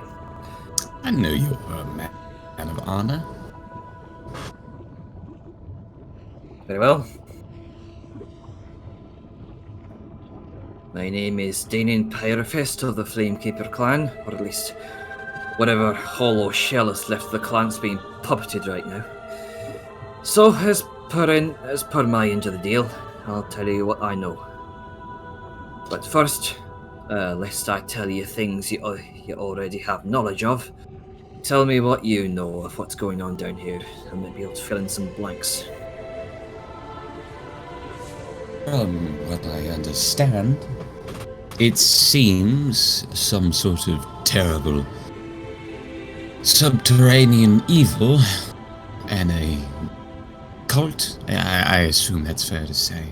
A cult of squid-looking men, whispered only as illithids, have mind-controlled your people, along with many of these little goblins, as he gestures over to Fliz, and are using them as some sort of mercenary, slave, sacrificial force, as they're trying to appease some dark one, hunting down a type of crystal.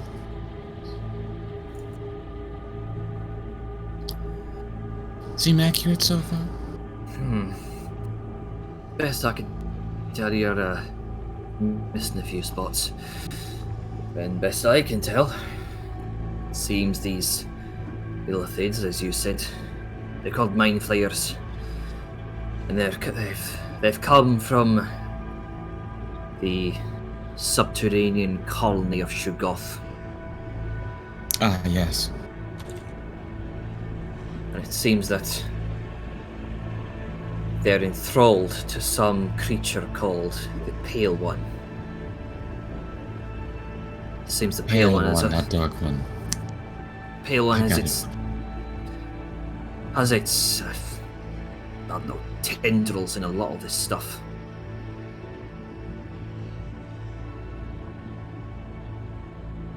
See, I'll be honest. I want to get out of here, but mainly I want to see an end to this. I've had much time to think, to ruminate on our king's plan. You've heard of him, aye? King Tharadal? I have. He attempted to seize the capital some time ago. I suspected as much. You see, I cannot abide by King Tharadal's enslavement of my kin. I may just be a lowly spellcaster, but I've heard his reasoning. That the ends justify the means.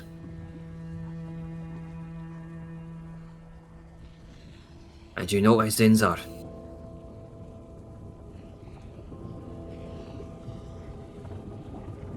I have assumptions, but I would love for you to confirm them. Tell me, what are these terrible ends? It's bad news for both of us.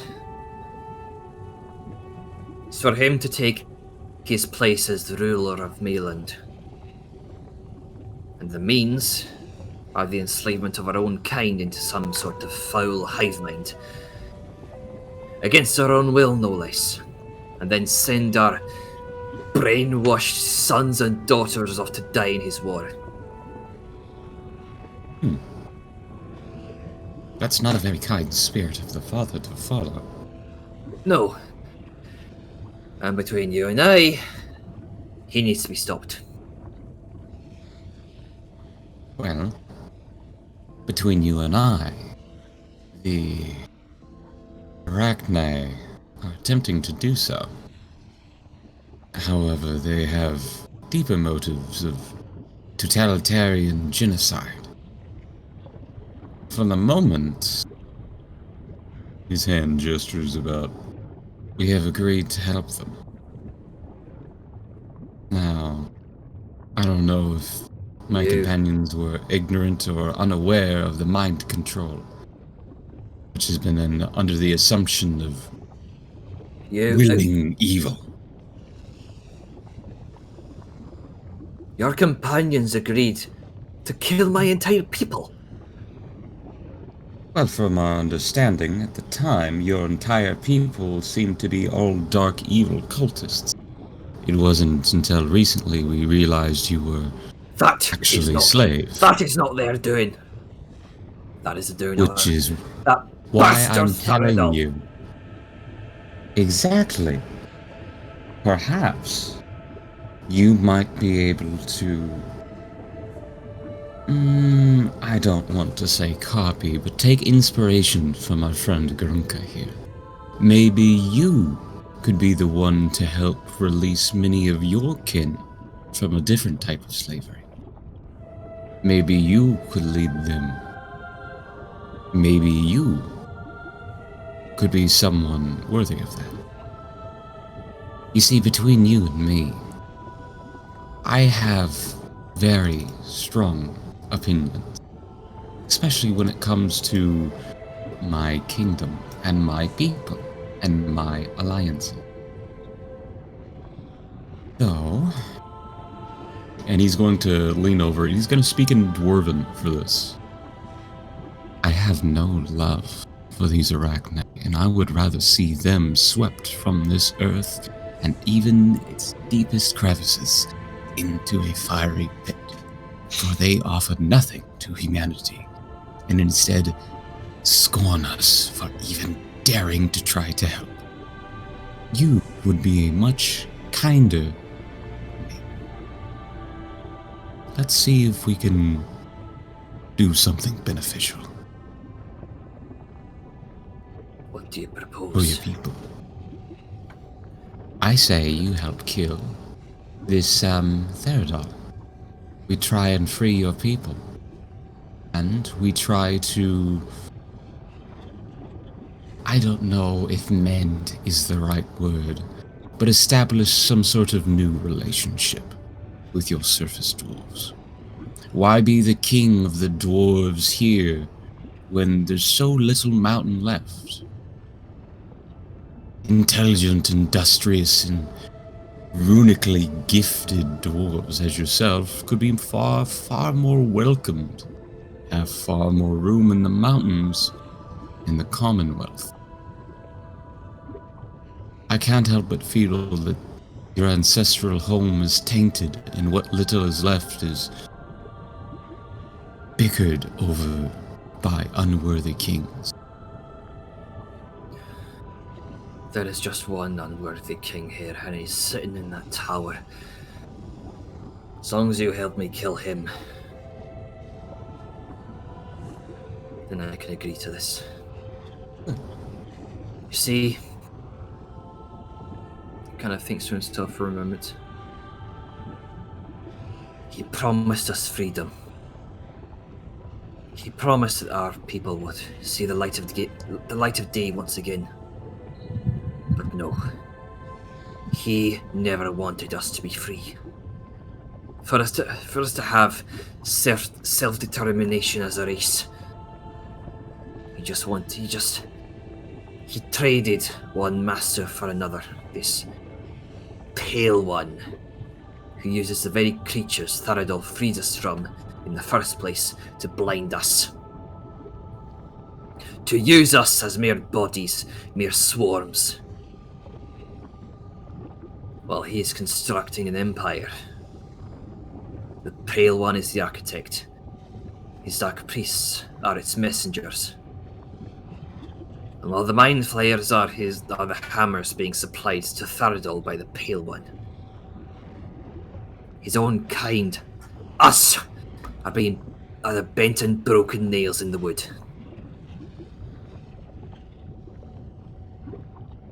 You speak with passions. Passions of a man that could change and could lead.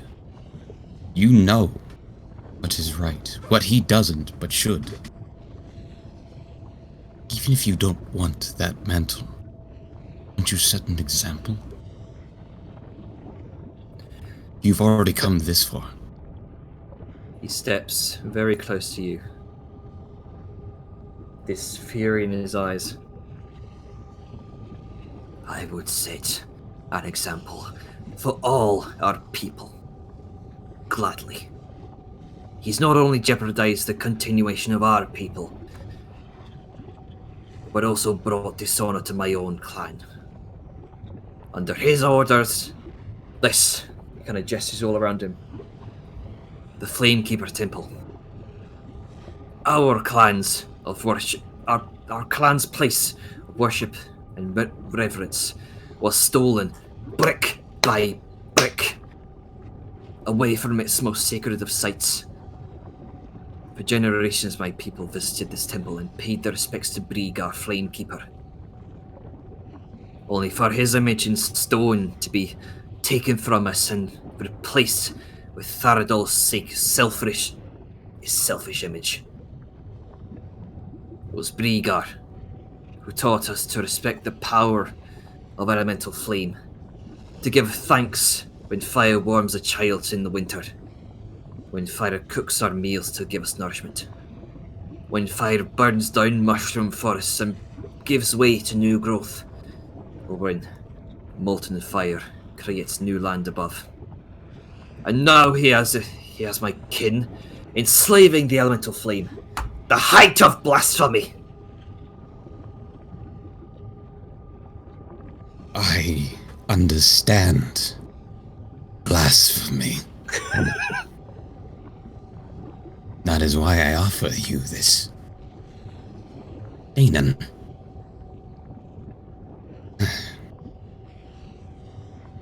Let us rebuild your clan.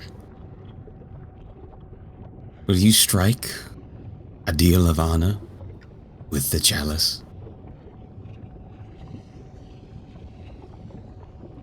Oh yes, I will. If you seek to take down Tharadol, then I should like to be present to see his traitorous head roll. Let your hand be the one to raise it in the air, take its crown. Is Grunka and Fliz actually here, or did they go to the room with the others? Grunka, are you here? Because I imagine Fliz is going.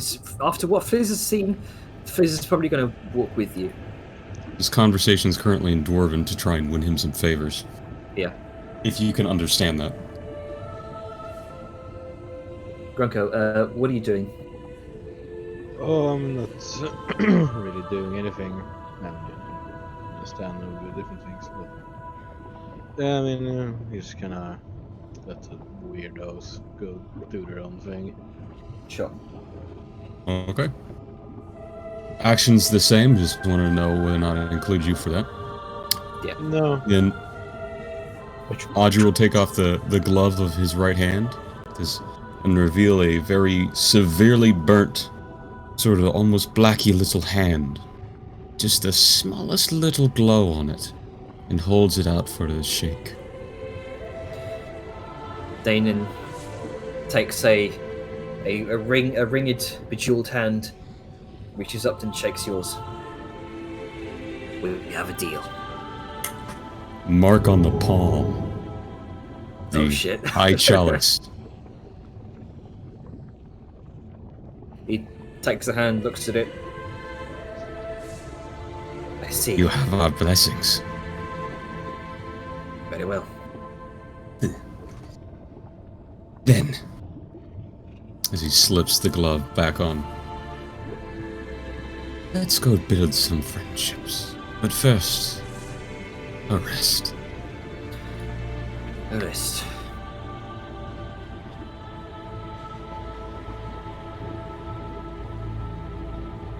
Okay, so you all gather in one place for a very well-earned long rest.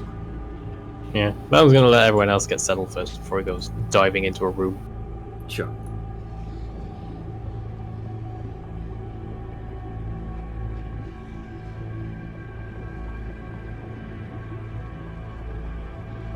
Okay, so as rest comes to all of you for the moment, you take comfort knowing that even though you find yourselves sleeping during the times of a multiple-day prolonged siege battle inside the Cinder Den, there is a certain air of safety knowing that you're all here in a very well-fortified position. Quite possibly under the watchful presence of whatever entity you may have freed within the Deep Fire Sanctum. Now, Janer, sorry, were you in the middle of a spiel? no, go ahead. 2 questions. Firstly, obviously, well, not question. 2 things. First, Vellum obviously prays accordingly, and second question: is this a window? It is. Okay. Yeah, Stained glass window. Yeah, stained glass window. What is it all out of curiosity? Just 'cause I want to like visualize the room. It looks like it's made out of a kind of a fiery orange stained glass. Neat. And it's got a certain glow to it. Material almost kind of similar to the various to the various crystals you destroyed. Neat. I hope they didn't actually turn bits of ley line into stained glass. That would be No. possibly misguided. It's very different to the ley line crystal. But yeah, as I put in the chat, during the night he will be sort of up. Mm-hmm. Don't know if it's enough to wake anyone, but worth mentioning in case. Yeah, don't know how skittish or light sleep. Odger will be up throughout all of the night, doing his watch. You never sleep. Writing. Are you one of them boys? Mm. Oh yeah. He has never slept. I know. Yeah, I like him. I'm thinking I know what kind of warlock you are now, even though it's very obvious. Religious zealotry never sleeps. One by one, as you all, with time between your watches, you taking some rest. I would like all of you to make wisdom saving throws. Oh.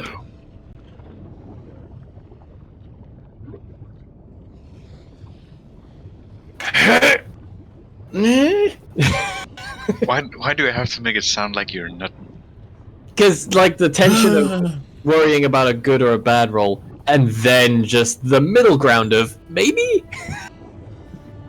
At least you guys have fucking bonuses. I mean, to be fair, mine's a class feature. It's the only reason I have a good one. Fucking Liz. 10. And I mean, Vina. if you're desperate, you And Liz go, ooh. can use inspiration. We all have. I don't have inspiration. We all. Oh no. A couple of I us don't have got any one. inspiration on me. Well, we don't know what this is. Well, I mean, we can't.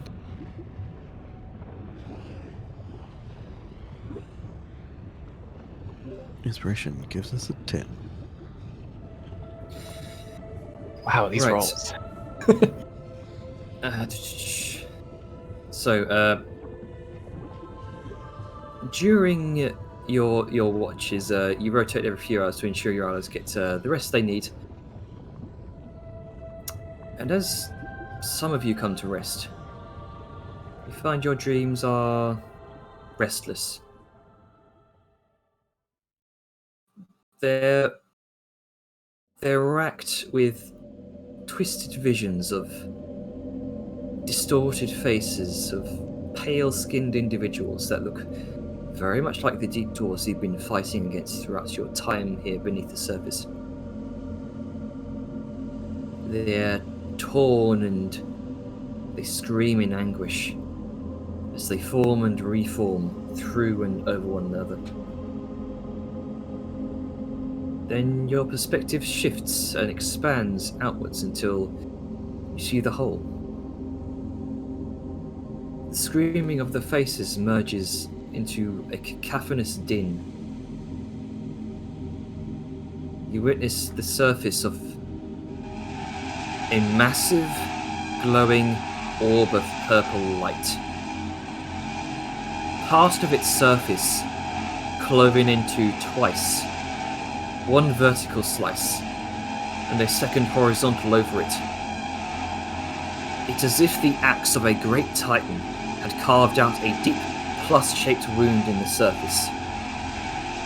The orb seems to rotate, and the cloven cross shape meets your gaze, Sao Yun, Liska. Grunker.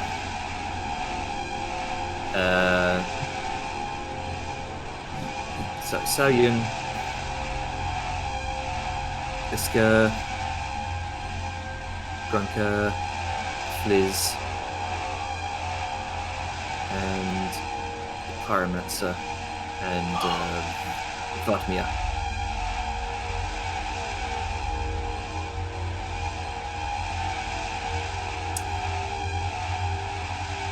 The colour of the orb gradiates from a violet hue to a deathly pale white the closer it gets to the cloven shape around its front, until it fills your vision.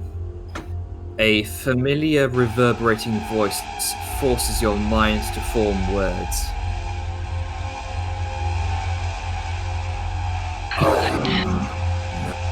Know your intentions. My harbinger king can be replaced. The surface will be remade in the image of the All-Seeing, and I offer you a place within, for I am a courteous host. Consider my offer, for I know your weaknesses.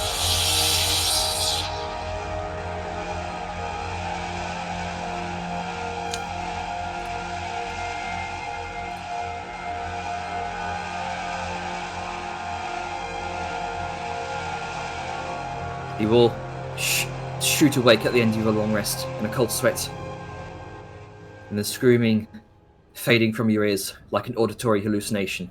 I need Liska, Saoyun, Grunker to make to roll a D100 for me.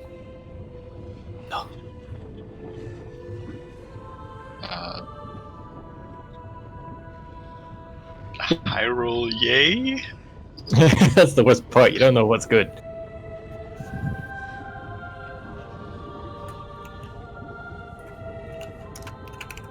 I swear to God, if you stick some kind of mind parasite on me, I'll be furious. All the more reason to be. Hey, maybe you get spoon hands. Spoon hand. No, not the spawn hands.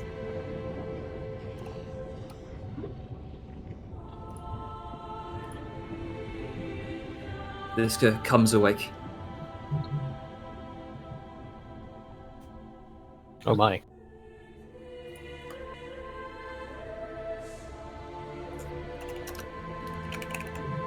Alright.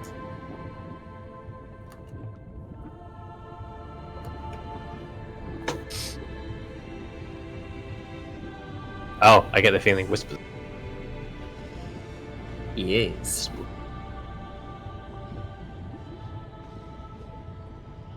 Oh, so did Vellum? Vellum's wearing medium armor, right? Is anyone else wearing medium or heavy armor aside from Liska? I'm currently only wearing leather, but that's because I don't have enough proficiencies for Tell me fucking it's studded. anything else. Please tell me it's studded. It just says leather. Oh no, you are so overdue for an upgrade. Look, I have medium armor proficiency, I just haven't gotten medium armor yet. Well, I think he's asking in reference to people sleeping in their armor. Yeah. Oh yeah. Hmm. Stout Which is- doesn't which is sleep in why armor unless Liska- absolutely necessary. Which is why Liska took hers off.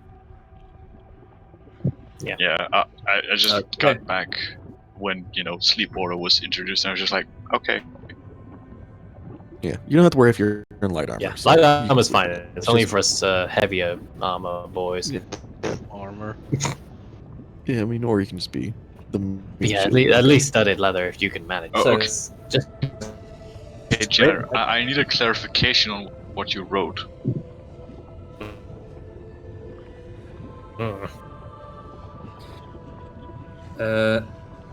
It's kind of same. Also, Like, I think I get what you mean, but at the same time, I'm I'm not really sure if I'm understanding it correctly. Let me clarify this because real quick. Well, you see, you think your hands are cutlery. They might not be. You gotta Yeah. walk on spoon Grunka, feet. now you think your hands are spoons and forks. You have spork Spork hands. hands. No. Or it's just like a both Swiss correct, Army yeah. knife of eating utensils. Oh. Chopsticks. My guy. Oh no, my hands are ladles. That is just.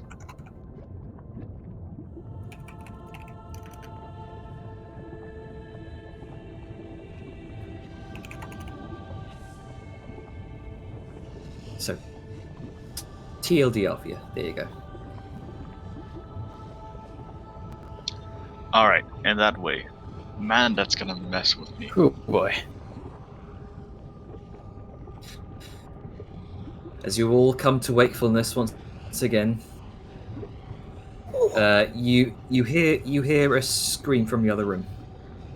Oh dear. You hear Vladimir screaming from the other room. Well, immediately heading in there because, for all I know, we could have been attacked, and that would suck. This is going to take time to put on her armor. Vladimir, I'll be there in 10 Oh. minutes. Unless someone wants to help me. Donning your armor. It's a bitch. I mean, if you didn't don yours, you got a quarter of your hit die back. So as you enter the room, Vladimir immediately kind of shoots awake, and she's just shivering, quaking, looking around. You notice she seems to have some sort of nervous tick. Is the room empty besides her? Besides her, it's completely empty. I mean, what's wrong? Big orb, lots of faces. Deep breaths. It's all right. He's gonna sort of like put his weapon away because just burst through the door with it in hand. That's a bit scare-inducing. Just deep breaths.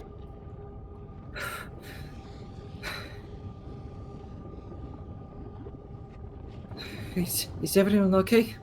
I mean, I think everyone's waking up, and if they weren't awake, they are now.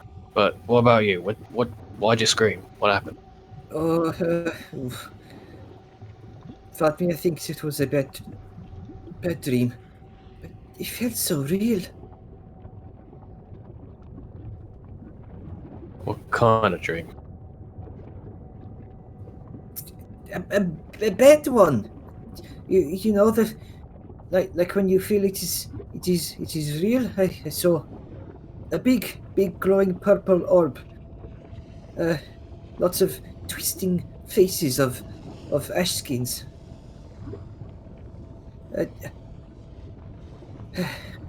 Mia just kind of sinks into herself for a moment. She's kind of twitches again. What kind of nervous tick? Is it like an eye twitch? Is it like a limb twitch? What's the deal? Bit of an eye twitch. Okay, so that's not Just, terribly horrible. If it was a limb twitch and her casting spells, that would be a problem. He's gonna sort of like assume the beds are relatively small because dwarfs. So he's gonna kneel next to the bed. It's just a dream. Everyone think it's all right. I didn't notice anything on the way over, so just deep breaths. Try and forget about it. Today, everything should be over, hopefully. Okay. Can you be brave for us? Vladimir can be brave. She's been brave thus far. How'd it go? Now get yourself something to drink, calm yourself, and I'll go check on everyone, see if they're alright, okay? Okay.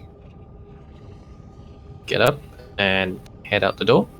And assumedly, people are either like in their room still or coming out to see what the fuck is going on. So what has everyone else done when they heard the scream? Thought about Not much. reacting.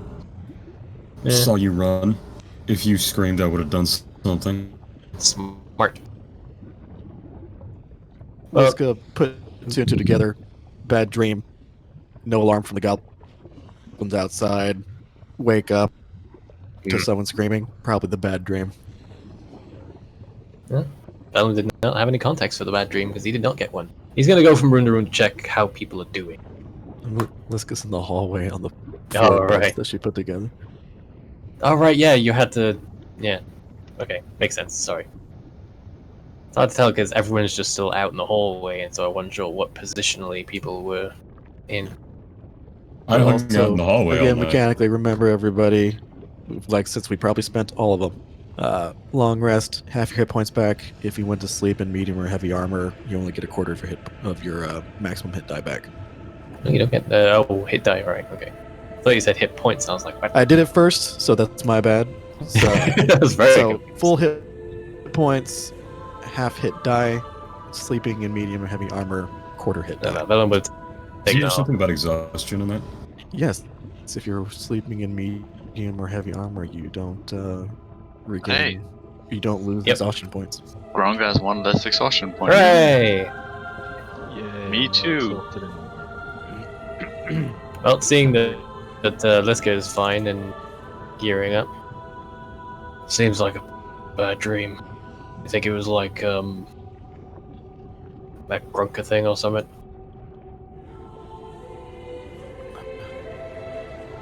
And what did she say about it? I didn't have necessarily a good night's sleep either. Right. Well, she said something about purple orb and a lot of ash skins. Yeah, sounds about right. Great. I imagine whatever's at the top of that tower is probably doing it, so I'm really happy to kill it. Well, she got pretty spooked, so obviously doesn't seem to have bothered you too much. So I'm not going to draw too much attention to it for now. Well, Let's see. um, Sorry, go on. after, I guess, since Liska's still probably, even with the help of Azure, cutting it in half, putting on her armor. Vladimir, come here. Uh-huh. She kind of peeks out the doorway. Come on, come here.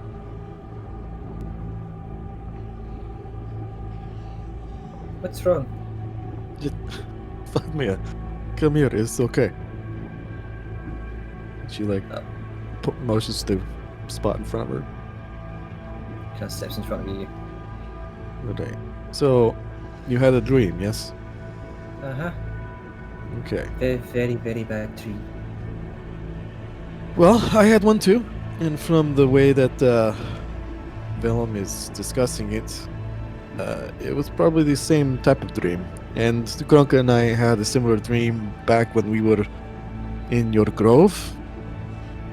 So, just want to tell you that it's a thing. It happens to other people. But don't feel like if we can do it, you can definitely do it. Just gotta stay strong. Realize that after we're done here and finished with this entire debacle, it's not something that's going to bother you again, okay? Thought me, I hope not. It will be fine. With this sort of thing, given that it's probably a creature that's trying to interrupt your dreams, usually if you kill the creature, it stops. Well, thought me, I feel safe with all of you, and if you plan to kill this bad creature, then we should do it. Mm-hmm. I definitely agree. So, you feeling okay now? Feeling better? Uh-huh. Good. Stay strong. And she says that last bit in demonic and she ruffles. Well, she would have said this all in demonic, but she ruffles Vanmia's hair. She kind of gives it. She gives a smile and looks up to you. So, what is happening now? Well, I think after we're all done, we will be. Well, after we're all done getting ready, we will be going outside to check the happenstance of what has occurred while we were sleeping and recovering. We have done quite a lot in our time here, as short as it has been. So, a lot of things are changing, a lot of things are moving. We have to make sure that we keep up with it.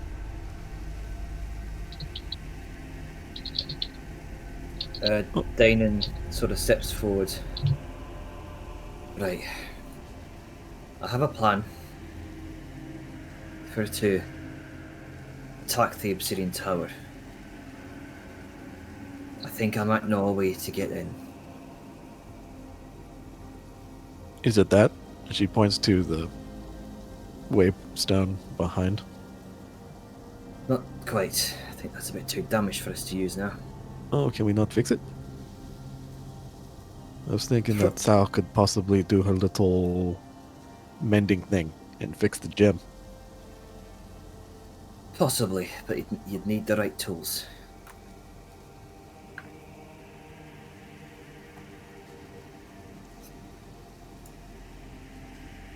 I mean, I don't know how magic works, so sure. It's not my area of expertise. In any event, have a plan B if that fails. Well, I mean, what is the plan then? Well,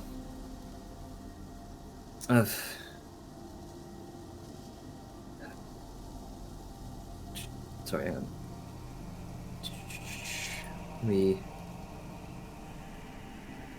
I got the notes here.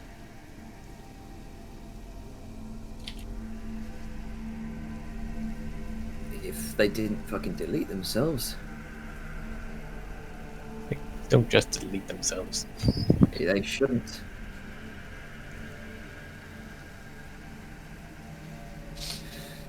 There is another way into the tower, aside from the front door. Very few know of it. It's a waste tunnel beneath the tower that leads out into the lake of lava. It's used by the king's servants to dispose of dissidents, filth, and any unwanted refuse. And it leads into a trapdoor into a storage room on the basement floor. I only know of this entrance because I was close to being pushed out of it myself until I was able to fool my captors into thinking I was still a brainwashed mind slave. Now, bearing in mind the tunnel is heavily barred and guarded, but I think any watchful eyes might be a bit preoccupied with the main frontal assault. And if you don't wish to want to push through the front door or use the waystone, then I can show you where it is. So I have 3 avenues of entering the Obsidian Tower.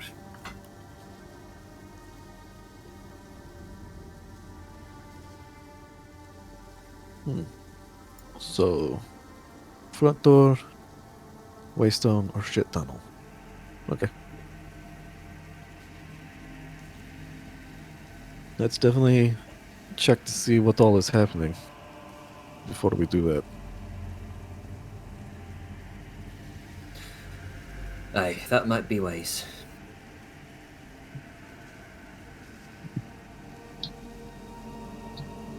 And last piece of armor. Okay.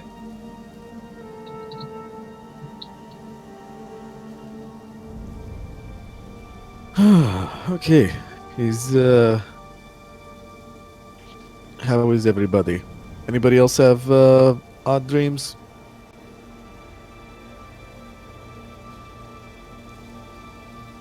No, disregard that. Sorry, continue. I think at this point, Sam and Vellum are talking in a different room, but Pogs on the screen are just where they were yesterday.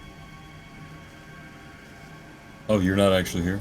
Yep, not actually here, because people don't move their Pogs anymore, apparently. I mean, I'm where I am. You have an excuse. You were already in the hole. Yep. I'm not in combat. I'm gonna use the face picture. Liska was in bed. That's actually a good point. I too will do. I literally came back once, everybody was just like, okay, going to bed and stuff, and I was just like, fair enough, I'll just stand where I am. Yeah, it's fair. So I have no idea which room I'm actually in. Yeah, I was waiting for people to Which put room you themselves want in to be? rooms, but then it's just like, The it's rest of sleep the people. time. Yeah. Also, quick question, just for other people's sake. Was there multiple beds in the rooms, or is it just like a one person per room thing? It was more of a one person per room. Well, we got And- bedrolls, and and yeah, that's a good how point. many- Who's sharing? I would say, and how many beds would it take to put side by side for Liska to lay out on a dwarven bed? Because I know dwarves aren't as tall, but they are about as wide as a normal person. Yeah. So you would have been. I'll say for the sake of ease, you would have been able to do it, no problem. Okay, like with 2 beds? Or 3 beds, 4? Probably. Actually, you probably need all 4. Okay, then yeah, so sorry guys. Liska used all the beds. Unless someone wanted to sleep in Liska's bed. She tends not to roll around. I I don't don't mind. think she has room to roll around. Scandalous proposition, but no, people have bedrolls, I imagine. I can just hear Siren going in the background. Huh? This is like I don't know. bathtub all Stars over just again. chilling. Oh, don't mind if I do. So Audra anyway, and his grabby hands.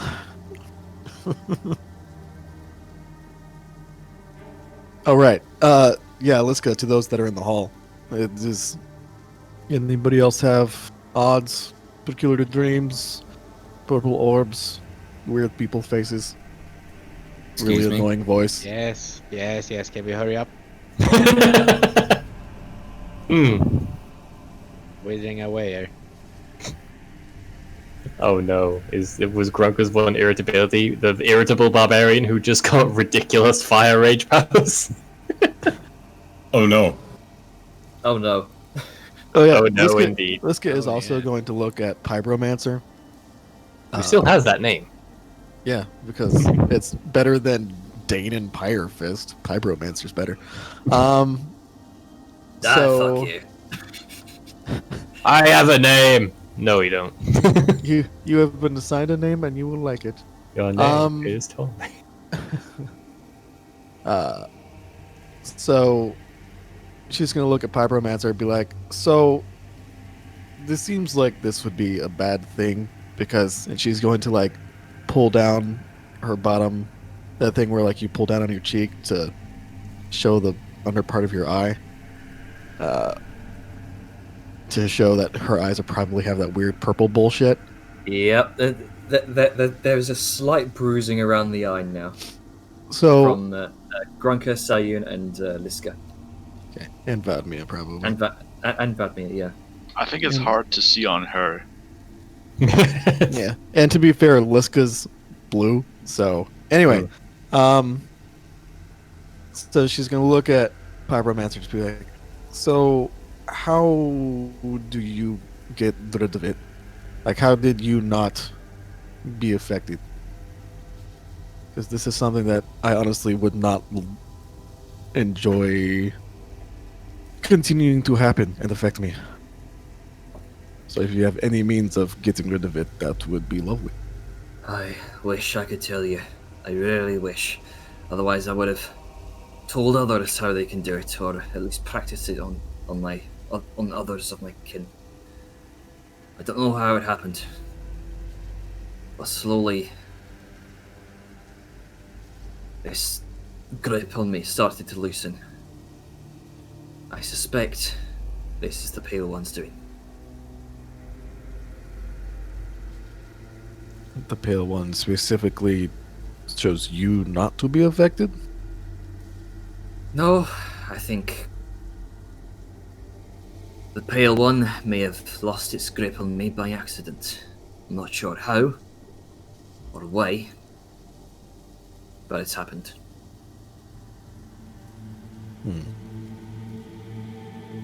The Pale One is in the tower. Yes. Pale One never visits the tower. Where is the Pale One? The entrance to the Pale One or at least from what I can gather. The Dark Priests use the ziggurat in the center of the Cinder Den to travel to and from the Pale One. Oops. Okay, so is the Pale One... Okay, interesting. So you're saying that we would have to... So we would have to visit the Pale One to kill the Pale One. But that's only done through the ziggurat. Best I can tell, the way they get to the Pale One is... There is a long stairwell that goes deep below us. I can only imagine that's the location of the colony of Shoggoth, which is probably where the Pale One resides. I'm just realizing that Balthazar probably would love that information. Yep. Balthazar will be taking the crown for himself. Also, yep. 2 kingdoms. Perfect. Great. Sorry. 2 for 1, get 1 today. So this is gonna be like, okay. So you say that there are stairs beneath us in this temple, or just the city in general? The ziggurat is the main entry point where the Dark Priests go down to the sorry, I forgot what I was going to say. The colony of Shoggoth. There is a great pit that looks like it goes on forever in the center of the ziggurat. Well, we did drop an entire gigantic stalactite onto it. So maybe that did something. Oh, no, it couldn't because we had the fucking dreams. Okay. Well, that is something else, and I also think perhaps it is proximity based, obviously, because it didn't become an issue until we entered this entire area. Best I can tell, the way it's able to do so is by using its mind flayer thralls as beacons. Oh, so if we killed the mind flayers. Delightful. 2 for 1. And at that, let's just gonna turn around. It's like, so everybody, new information: kill every single mind flayer you come across. Finally. I believe if I I'm go now. Not yet, go. Damon kind of looks over to Grunker a little bit frustrated. Is that him even more frustrated? Frustration intensifies. His eyes go from Grunker back to Lisko with a sort of okay look on his face, and he goes, "Best I can tell, it's the mind flayers have been the ones controlling our people, and in turn the Pale One controls the mind flayers. Through what means, I have no idea. And in tandem, my kin, under the mind flayers' control, are constructing these ocular sentries to further spread the influence of the Pale One." Yes, I definitely remember those. It'd be nice if we didn't have to worry about them, but... So, ocular sentries, kill them, kill all mind flayers. Do you think that if we manage to do this, to kill the mind flayers, to kill the ocular sentries, that your people will stop fighting if they come to? That, I don't know. I suppose the only way to be sure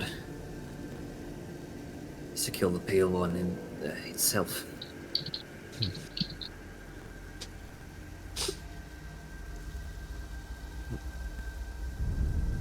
I mean, I don't specifically know who the Pale One is.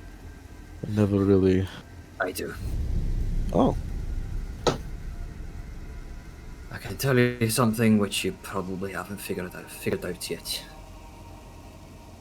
I've heard something spoken among the priesthood and the king himself. See, at the time, I was coming in and out of the control set upon me by this Pale One. At some point, my consciousness returned to me as I was privy to a conversation between the Pale One's envoy. This pale mind flayer calling himself Mortath. And the king himself. Kind of thinks to himself for a moment. Trying to rack his mind for any information he can. God, it must have been during plans to ensnare some sort of great fire spirit, which is probably why I was there. But before the darkness could take control of me once more, I heard a name mentioned in tandem with the Pale One. This entity that King Tharadol made his pact with. I think I know the name.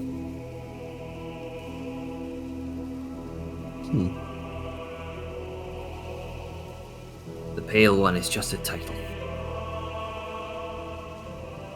I think its name is Necrathis. You got a hand up. it's an interesting name. name's- Necrathis. Necrathis. A name spoken in hushed tones among only the king's inner circles. The only reason I know of it is because I was lucky enough for it to, unfortunately, for it to loosen its grip upon my mind, for me to hear it.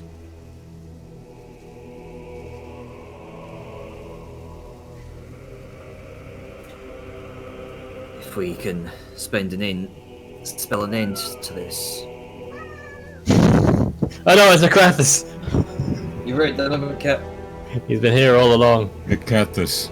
Necrathis, yes. If you can spell an end to this Necrathis, then we can spell an end to this entire thing. If we can kill Tharadol himself, Necrathis would have lost a valuable champion.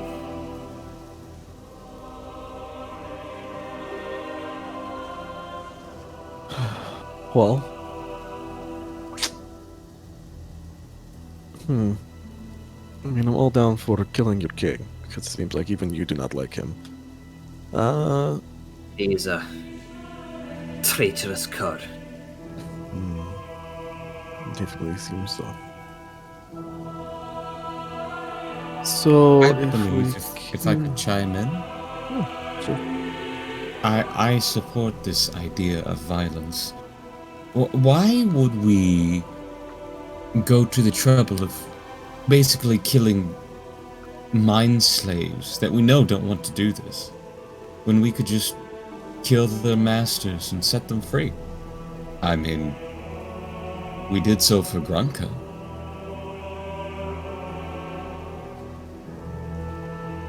I mean, I'm all for killing giant evil thing doing funky shit with mines.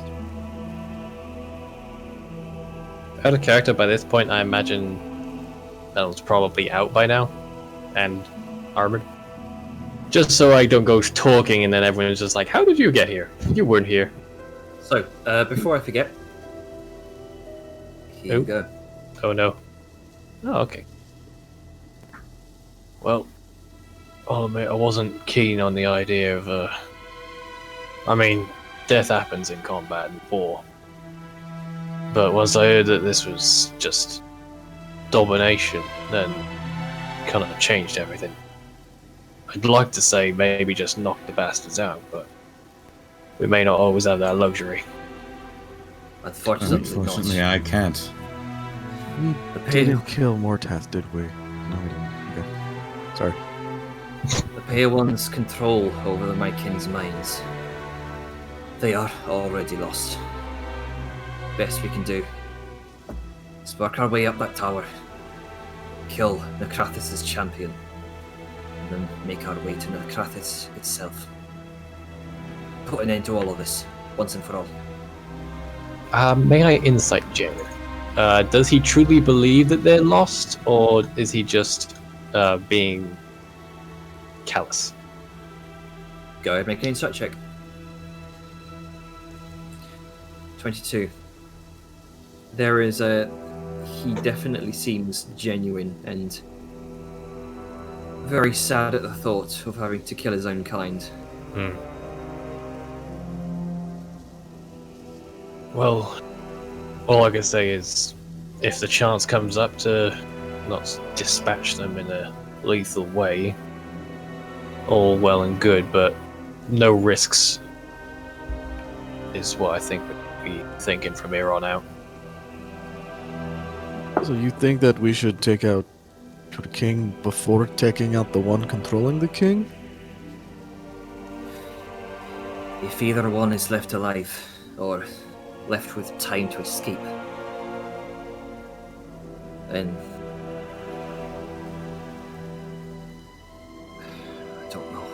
I don't know.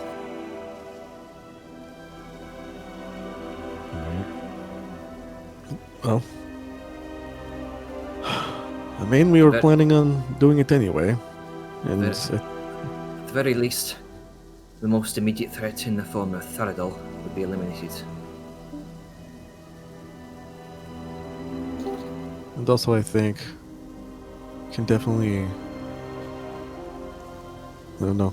You said that the mind flayers are sort of relays that extend this pale one's reach for his control. So, I mean, I don't like to fight wars needlessly, and it seems that if we can, potentially kill the mind flayers, destroy the sentries, that some of your people might be freed. It's definitely something that we can take into account while we're going up the tower. As far as I can tell, there are also a few mind flayers that like to make their living spaces within that tower as well, particularly in the Dark Library. That's where most of Tharadol's Dark Priests organize themselves.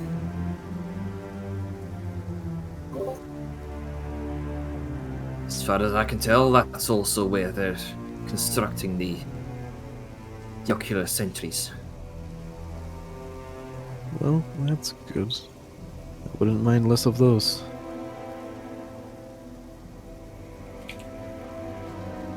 Right, so I guess we're going to the tower. Do you know where this leads? And she points to the waystone. Not exactly. But I do know that there is one waystone like this that exits out into the dungeons.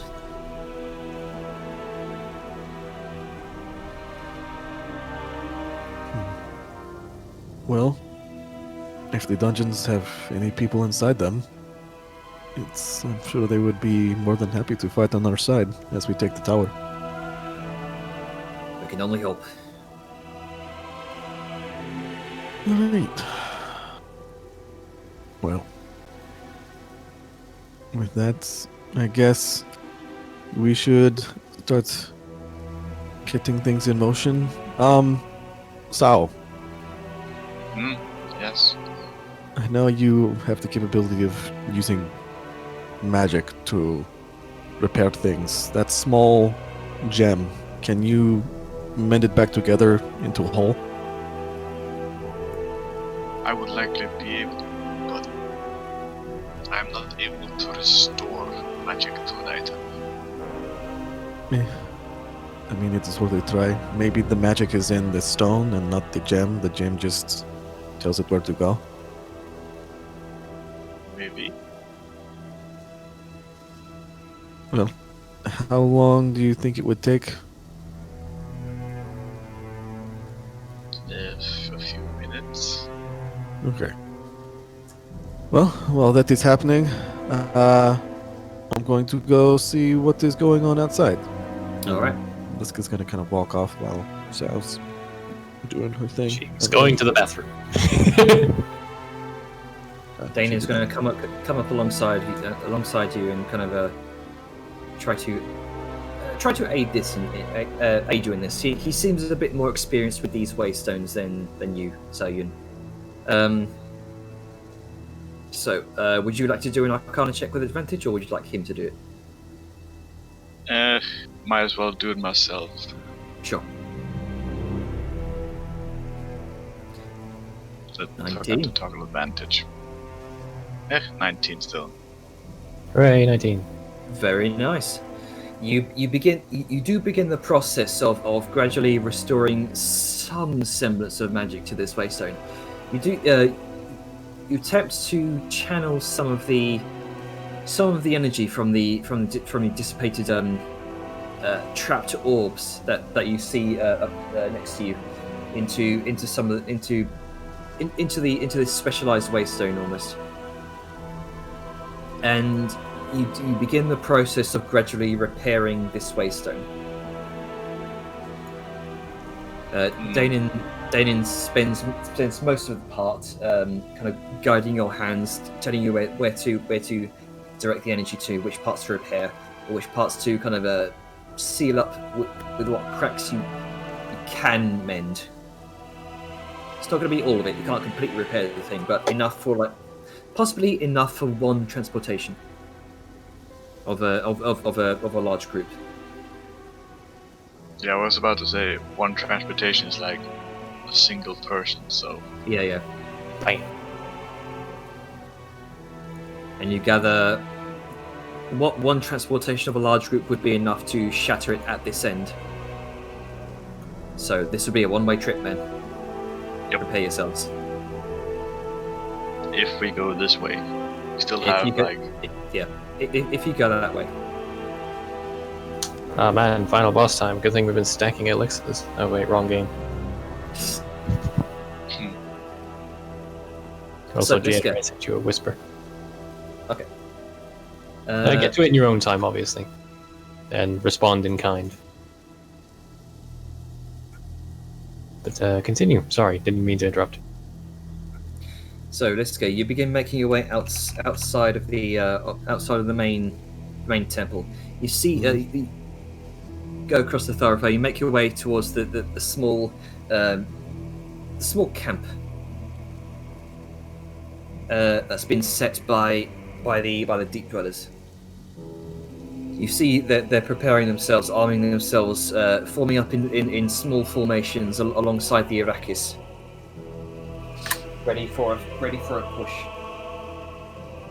Question: Is the dwarf POW still there? Yes. It looks like he's still within his restraints. It looks like he's kind of being set aside on like a gathering of furs and cloths that they've managed to scavenge from the temple. Okay. Just wanted to make sure, because if he wasn't there, it's like, well, lava. All right. So, seeing everything, so it looks like the Arrakis are making a push on the tower to go through the front door, pretty much. As you look over on the other side, you can definitely see they're all kind of making formations along the exterior of the rapidly beginning to sort of dwindle dome. You can see more pockets of more holes beginning to open up inside of the dome now. It seems as though the deterioration has become exponential, and all parties know this, and they are very much preparing themselves for the final siege. Okay. So.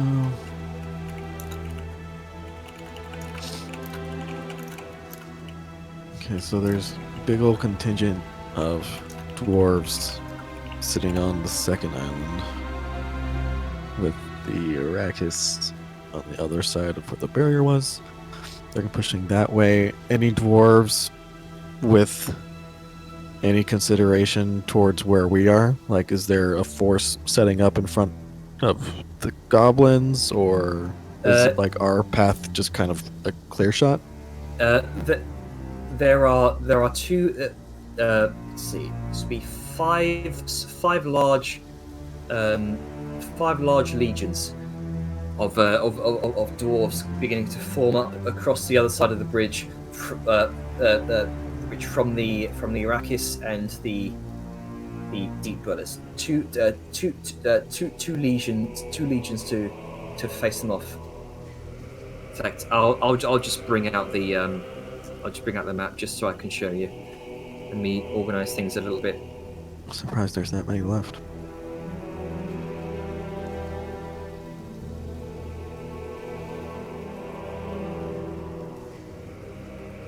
Okay.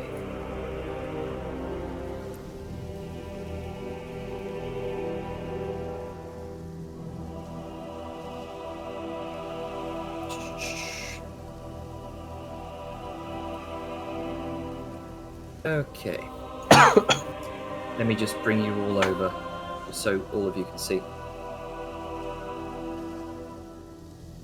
And I'll snap your camera over. Snap my fucking neck. Just fuck my shit right up.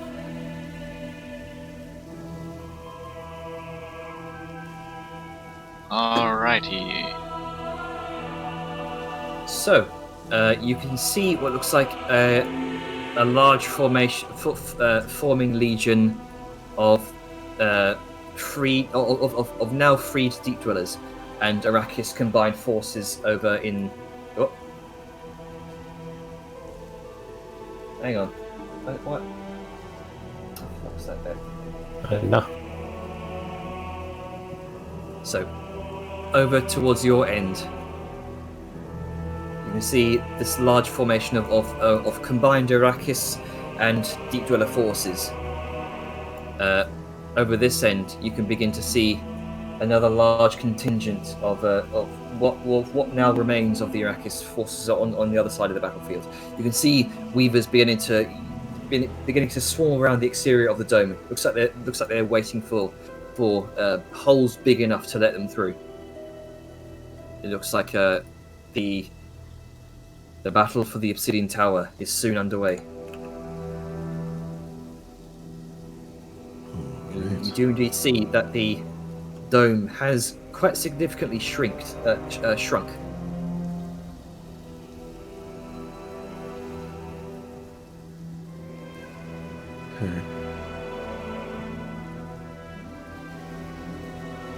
And it seems as though some of the darker figures atop the tower are channeling what energy they can from the shield, the more passive defense, into a more active defense.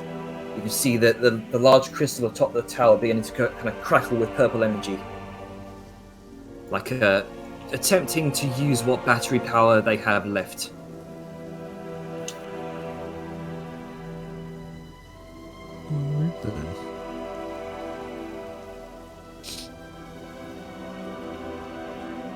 As a lake gradually evaporates under the scorching sun, without a river to feed it, so does this dome. Without the energy provided by Incendious, the Scarmaker. Cool. So, Legion-wise, like, can Liska get a sense of, like, how many would be coming or defending against this direction? Because right now, like, it's slightly overkill for the deep dwarves. Or sorry, the deep dwellers. Best you can tell, a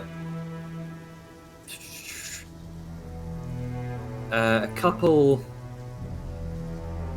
hundred maybe. And you have about 100 deep dwellers on your side.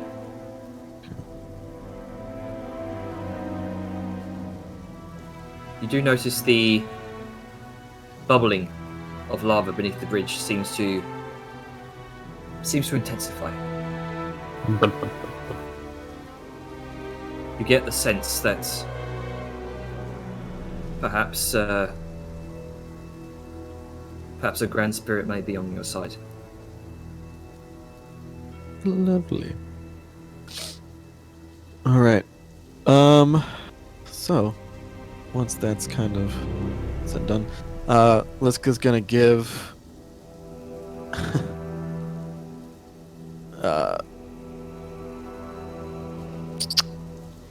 Liska's gonna give like a brief, like extremely brief little course on defensive and assaulting tactics to the goblins, just like the barest minimum, so they don't just run in and swamp like they have been. Just be like, hey, if you do this, less of you will die. If you do this, you'll be able to kill more things. Basically, avoid Fireball 101. Yeah. It's just like, hey, this is how you actually fight as a cohesive group. Because that's literally what she trained people to do back in Ragnarok. So she's just gonna give like the barest minimum, like, hey, stand in this formation, hold your weapons like this, use your shields like this, advance like this, retreat like this. Crash course on military tactics. Yeah. Dominion of Torment style. Yep. Most of them seem eager to pay attention and sort of follow along with you. They know this is a large battle to come. And then she's also like, as she's being like, we're gonna go inside, we're gonna attack them from the inside, so they don't know what's going on, or like they don't know where it's coming from. We need you to stay out here and be our distraction. And then she's gonna like look to the temple, look to the lava, and then back to them, be like, I don't know if you've ever heard of, what the fuck was his name? Ignatius? Incendious. What the fuck was his name? It's in the blessings. I mean, yeah, but that's also having to go through the journal to find that shit. Yeah, I don't know if you've heard of Incendious, giant fire spirit. They all look amongst each other, confused. Good answer. So, giant fire spirit, he was the one that was powering all the defenses. He'd been captured. He's like a goblin, a deep dweller goblin deity. Don't worry about it. But he's on our side now. We have someone who's channeling him, going into fight with us. You know, Grunka, small, vicious, leader of your people.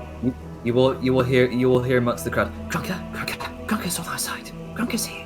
Yeah, and Grunka happens to now have the spirit of a giant fire being inside him, and just know that something a lot bigger than what you're facing is on your side.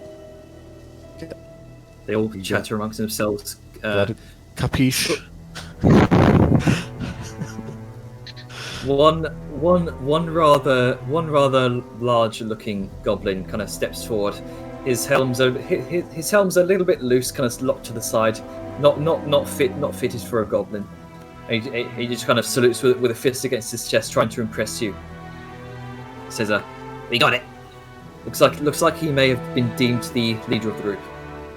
Good job. Now remember what I've taught you, and know that you can do this. 50% of the battle is in here, and she like taps her temple. The rest is in here, and she like reaches down to poke leader guy in the chest.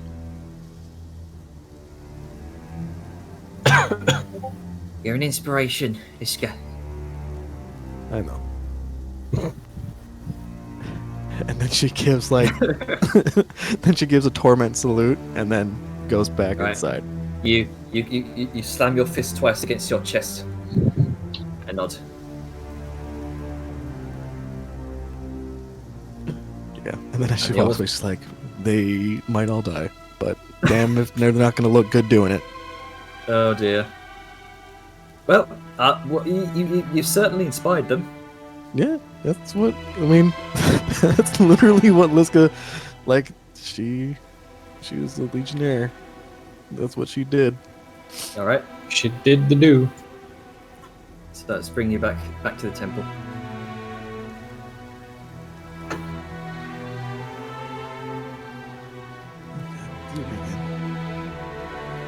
You gather that the remainder of the Arrakis forces, kind of supplementing their numbers, would more than offset the balance of any immediate death or slaughter.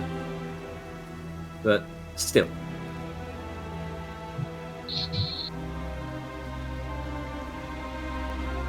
I only have one question. Yes. Are we gonna loot all of these rooms before we head out, or is that something we're just gonna have to forego? Yeah, those chests, by the way, that this guy found. I imagine we'd probably look through them because Vela said he would. Yeah. As well as beforehand, Sao found an area which I did an Arcana check on that seemed to contain scroll works of some kind, but it did pique her interest enough to make a note of it to go look. Yeah, we kind of rushed into the sleeping part that looting bit didn't really happen. Yeah. I mean, I would say that if it's brought up, I don't think it seems like there's going to be a while before the barrier fully falls, so if, like, Liska will pull out the chest, be like, this is chest I found, and, like, take time. Impatient Grunka will have to deal with it. Come on! Okay, so you're pulling out each of these chests one by one, yeah? Mm-hmm. Okay. One chest that you did find within the dormitory that Krazas came out of. The chest is loose, it's open, it's empty. Looks like the lock's been broken. Okay. In the other chests, you do find, let's see, a total of 2 greater healing potions. Yes. Let's see, 1 superior, and 3 regular healing potions. Looks like Krazek's may have ransacked one poor apprentice's chest before you got to it. Fucking teen stealer. So what was it? It was 1 superior, 2 greater, 4 regular? 1 superior, 2 greater, let's see. I forgot. Shit, I had it written down here. Fuck it. 4 regular healing potions, I'll say. Okay. So 1 superior, 2 greater, 4 regular. Alright. Yeah. Liska's gonna be like, cool. Here. I feel like I'm stocked on potions right now. Let's give it to the people that took a shit ton of damage last fight. Yeah, I would definitely say the superior, give that to Brunka so he can chuck and fight on. Yep. Yep. So how many is being divvied out, just so I have the numbers correct? So 1 superior, 2 greater, 4 regular.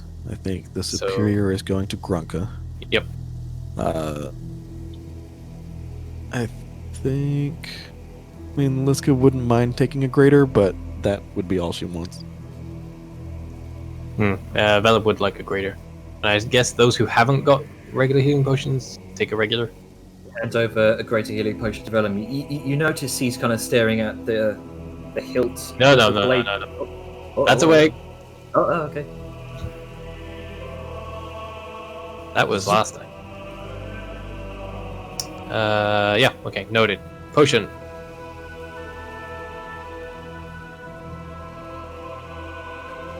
Are certain people muted or something? What's I going don't on? get why everyone's quiet. It's been weird today. Yeah. Like I know, I'm I just. know Atlas is muted. Oh no, Yeah, you've been sorry, trying I'm to. having background noises. Oh, okay. I'm, I thought you were trying I'm to talk. sort of in and out because parents got home and Right. stuff. Okay. It's fine. The big goof. Okay, so Azure,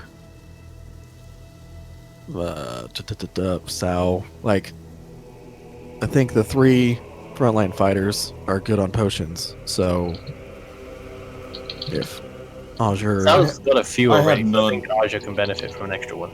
okay, Yeah, I have no potions right now. I had to Okay, use then. them all last fight because I got fucked up and set on fire. That does happen. fire does suck. Fire. What Fire. what are we indeed, willing to divvy? Yeah, fucking fire hot. What are we willing to divvy up towards me? What should I put on my sheet? If everybody else has potions, 4 regular healing potions. All right. Yep. Archer's a bit squishy. I think he'll do well for healing potions. Yeah. DM suggestion. I'm wearing a shirt for armor. Yeah. I have AC 10. Just look at me, and I'll get hurt. You just look at him wrong, and he takes damage. He's one of those casters. Yeah. The kind that really fucking hurts, but breathe on him and he just goes into anaphylactic shock. That's Yeah. canon. Yeah. Why do you think I wear a mask? Get your plague away from me. Wear your fucking mask. Preemptive plague care. It's coming. One day it'll come and then you'll see. Cool. Does Sal also want to check out the scrollish place? Yeah. Cool. Let me just finagle my way over so Jenner knows where. Mm-hmm. It's Right. these 2 areas. Let me get my notes up.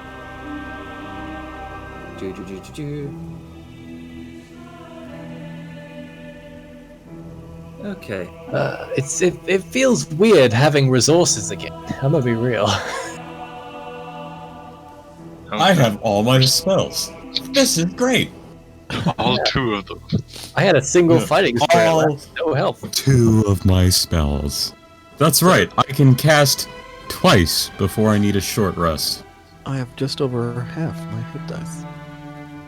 So you find a scroll of Armor of Agathis. Nice. Hey, can use that.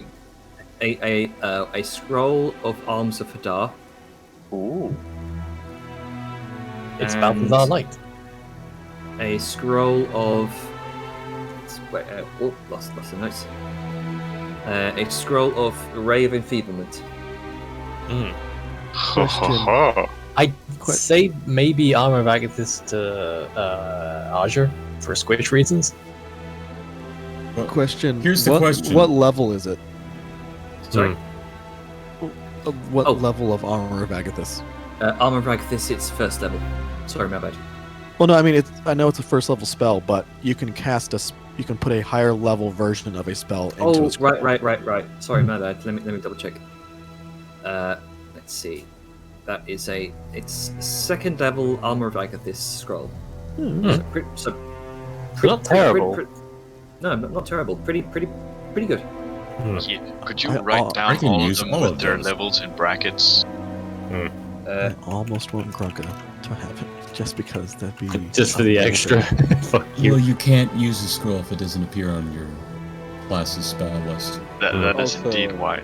Jana, I was actually requesting the full list of things I found, just so I can copy paste. Right. Yeah, plus it's good to have it visually so your brain comprehends it. Yeah. Also, it's a concentration spell, right? No. It's Oh, set and forget. Okay. Those are usually the best kind of spells, like Spiritual Weapon. Hmm. Which is a dummy broken spell for a Forged Cleric, by the way. The question is, would Azure use Dark? Oh, I mean, it's still the spell. Well, I mean, more like Make Arms it of Hadar. different. That seems like a very dark magic type deal. What do you think Actually, is dome? I just realized something. Actually, that's hunger. Excuse me. That's the worst version I have. I just realized something. If we give these spell scrolls to Azure, and if he can cast them, then he's basically saving a spell slot. Yeah. Yes. Cool. Just figured dark tentacles might not be in Is there anything else I find here, Jana? That's about it. There are 2 areas. Well, this is among the 2 areas. Okay. Then I will make my way back. The rest are just kind of, your average everyday kind of scholarly, wizardly note taking, like it's written in like doctor's font. You can't make it out. It's just scribbles on a page. Good old fucking. Here's the thing. If there's one thing this reminds me of, it is cursive Russian script, which is the most unreadable thing ever. Yeah. Look it up, Jenner. Seriously, look it up right now. I have seen it. I've seen Cyrillic. it. I've seen it. It is bullshit level of how the fuck do I look at this? Which is exactly what these notes are made out of. Perfect. Here's the language of fuck you. The only reason that you can make out the scrolls you have is that there's a sense of magic to them. You can definitely tell the runes within the script that looks familiar to you.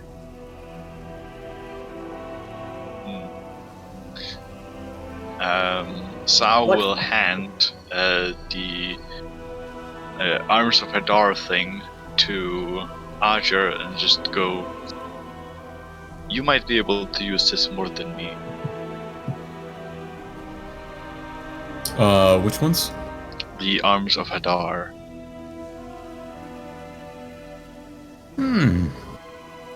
Well, I certainly can use this. Very well, thank you.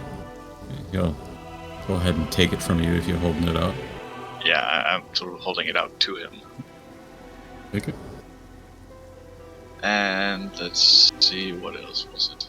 Just look it up so I'm absolutely 100% sure that I have no use of it. Yep, Armor of Agathis is a warlock spell. Yep. Yep. I'm unsure if I have Ray of Enfeeblement on my spell list, that's why. I'll look at it as well. This is really good for, like, a bone. It is a warlock and a wizard spell. Wonderful. I don't have it on my Is it wizard stuff? I thought it was solely warlock. I don't have any of these spells on my spell list. Look. You use the wizard spell list as Artificer, right? Nope. Kibbles has its own spell list. Oh, okay. Yeah, that's a warlock wizard for Ray. Yep. As well. Oh, you're talking. Okay, sorry. I thought. Yeah, you were how's that talking come into about play Agnes. with learning spells from like other sources? Gibble. Fuck. You know what? I'm just gonna hand fucking both the Armor of Agathis and the Arms of Hadar to Azure. I'm gonna keep this Ray of Enfeeblement because it's not that I don't trust Azure to use it, it is just that maybe it would become clutch later on. So you hand this scroll over. You take particular attention to the runic symbols on this Arms of Hadar scroll, and notice lots of tendril patterns, and on the tips of these tendrils are these large bulbous eye-like formations. This basically screams Balthazar. This is what you could have won.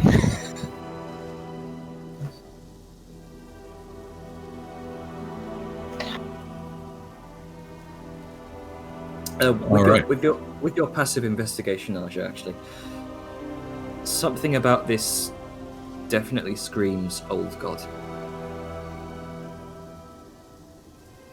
And All right. Remember one particular old god who had this same theme, same name. Oh boy.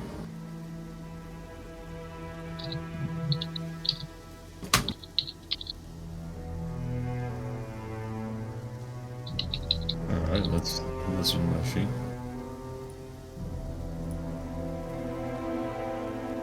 There's something very eldritch about this writing. The invocations are sacrilegious. Can you use it or can you not? Oh, I definitely can. And I will find a way to make it work for me.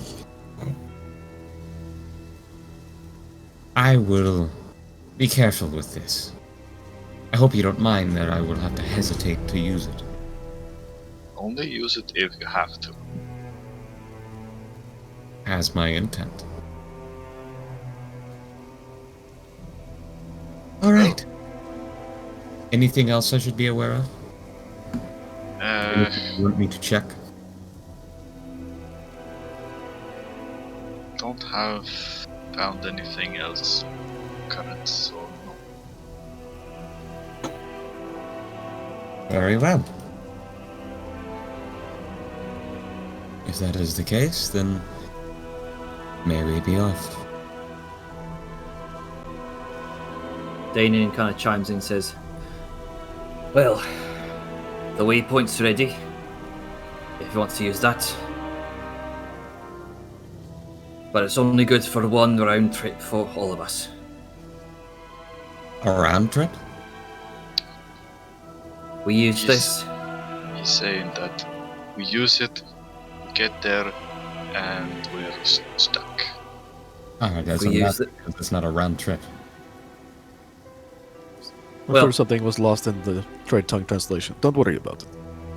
Okay. Well, regardless, if you use this waystone, you're not coming back. None of us are coming back.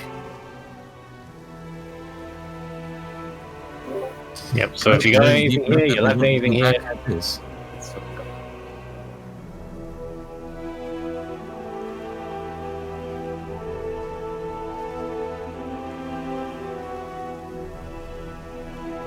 Is everyone ready? About as ready as I can be. Yeah, ready as we'll ever be. Very well. Prepare yourselves. We may find resistance on the other side. So, I would recommend stealth and quietness as much as you can. Yeah, sure. Fine. Happy to. Liska. Yeah, just everyone looks at Liska. Yeah, Liska's just giving like, "Are you fucking serious?" look to Hybromancer, just like, stealth is important. Yeah, sure, fine. I guess I'll just stay here. Told you this was going to be dangerous. Can anyone cast silence? That would be really awesome. Sadly, no. Technically, I can, but there's the caveat that I don't have it on my spell list. Fabia kind of thinks to herself for a moment and says, Fabia can make you disappear. I appreciate that. But for now, let's just... Okay. It's not being seen as much as being heard that I am worried about. But thank you, I appreciate it. Alright, well, I will try to be as quiet as possible. I promise nothing. Let's go. Very well. Step around the waystone. And then harness with me. I know how to use these.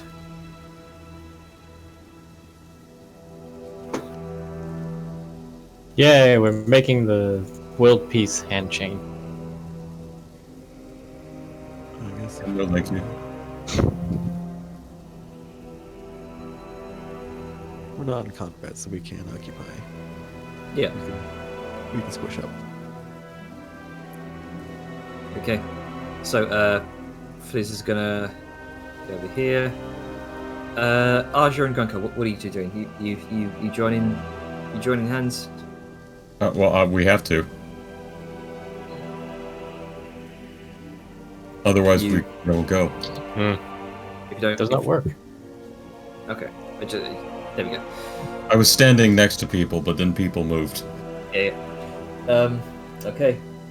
So, slowly but surely, the Danon reaches out a pale hand, hovers it over this sort of half-shattered, half-broken waystone,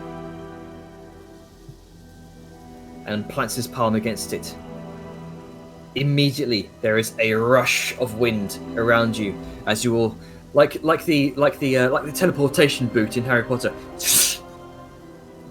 You whirl into a small singularity, and you all vanish. Cold wind rushes past you, and you eventually find yourselves in the midst of some sort of dark, dank, cold dungeon.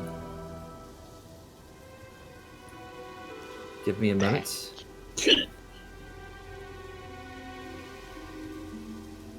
Oh man, cold and dank.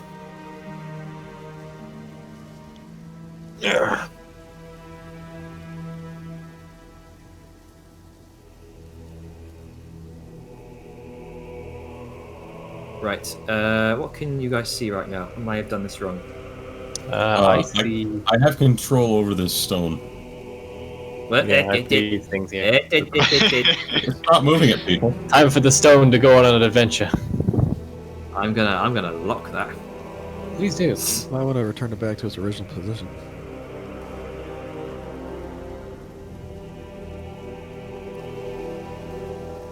Just so you guys can't fanny around with it. There we go.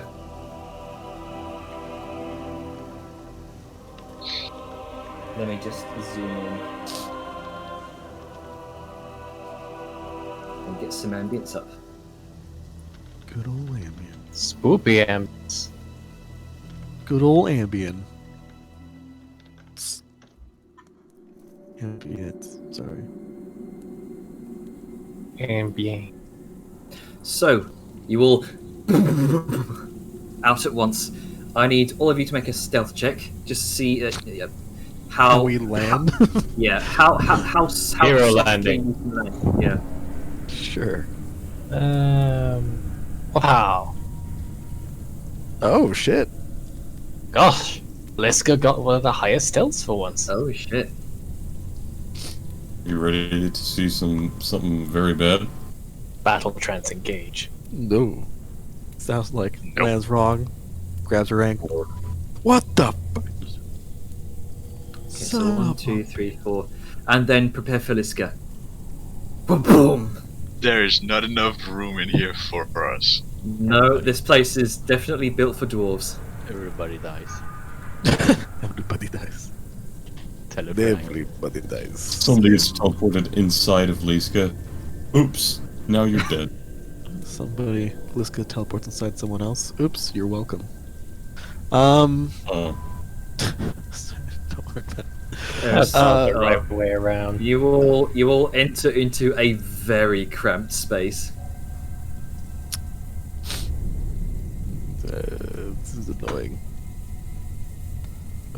Oh god! I just closed my character sheet and it revealed the best. Little close quarters. Okay, let's see. Let me roll stealth for Danon.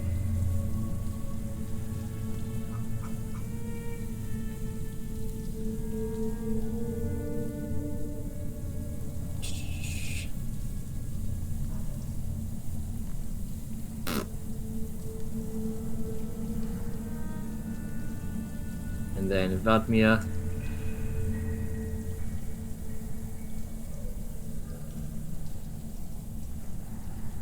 Come on.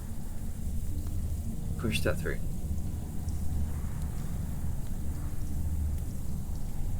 $26. Let me just move her out of the way real quick so I can get to Fliz. She's lost in the bullshit somewhere.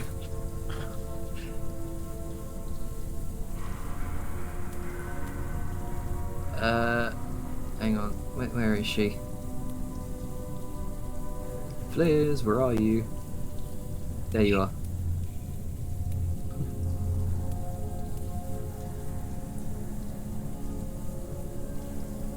Okay.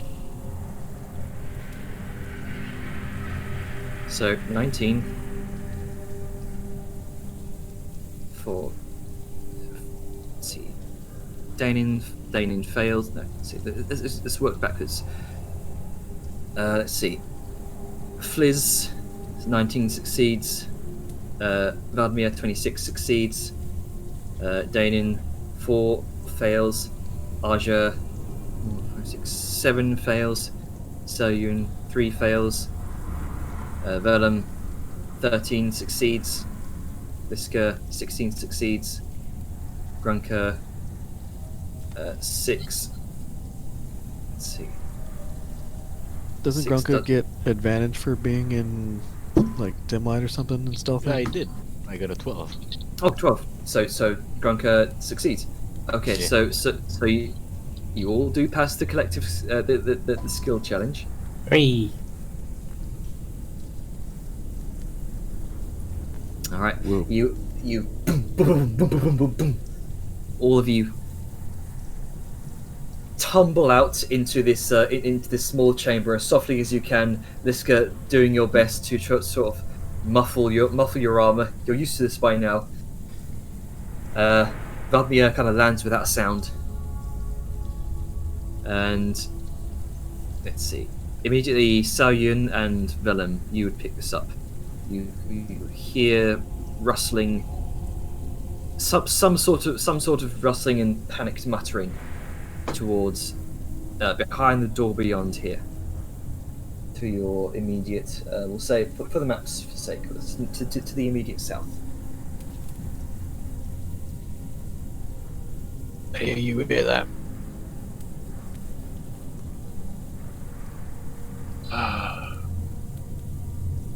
Yep, I heard it.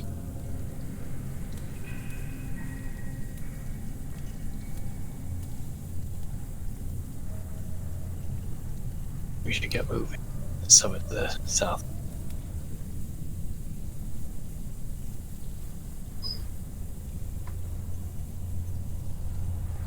So, what do you all do? You just stay in this cramped room? Is this an actual room? I can't see any door. It's like it's like a cramped hallway, 10 foot wide, 10 foot wide, 25 feet. Gotcha. Cool. Okay.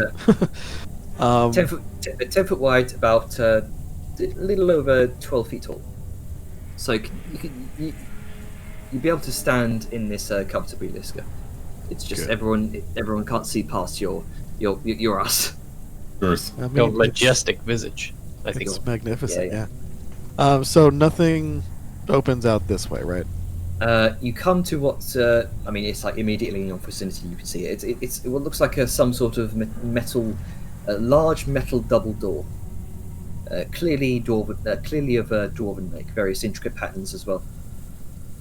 She's going to kind of mutter. Found the door right here. If you hear something, like, what do you hear? What do I hear, Janer? It sounds like the shuffling of papers, the opening of drawers, lots of rapid footfalls against the wood. Sounds like somebody in a hurry. I'm hearing papers and footsteps. Maybe some rummaging. A single person? Multiple people? It sounds like one pair of footsteps. I only heard one set of feet, so I figure it's on one of them. Well.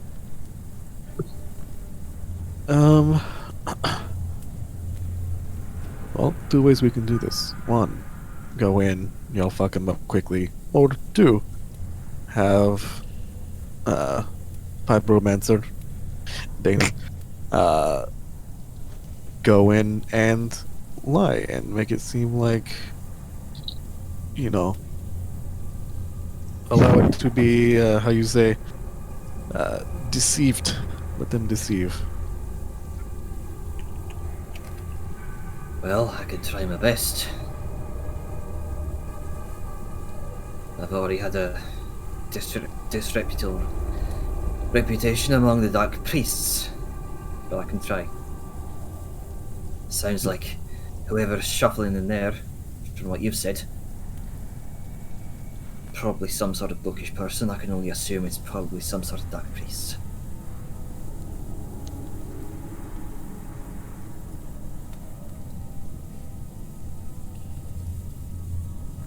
I'm far too big to maneuver in there quickly, so have Are at we it. going to kill it? I mean, either that, or we go through that door, and she points to the one to the northern wall, or this one, and she points to the big old fucking metal doors behind her. Do you recognize where we are, Danon? I think we're in the... I think that door. It points towards the southern door. I think that might be the study. That's usually the place where some of the Dark Priests down... like some of the Dark Priests like to come down here and torture prisoners. The study to our south is probably where they research the means to do so. Lovely.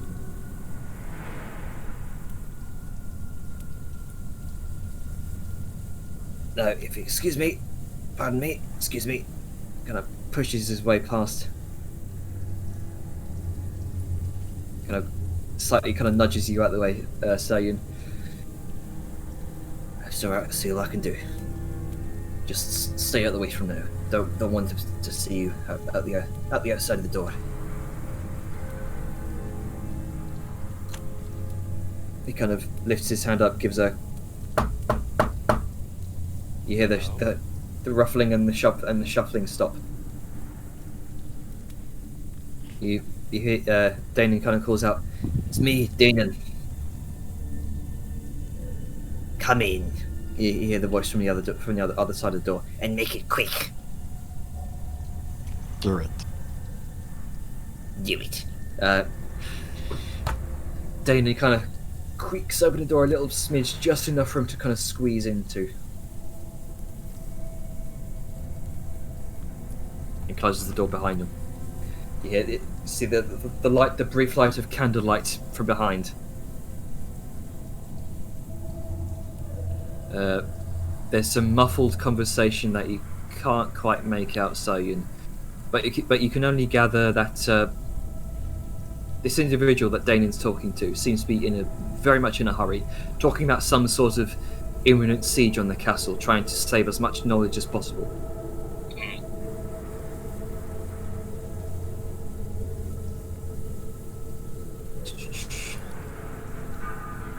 I'm going to have him make a deception check. That's, let's see, charisma. Indeed. Well,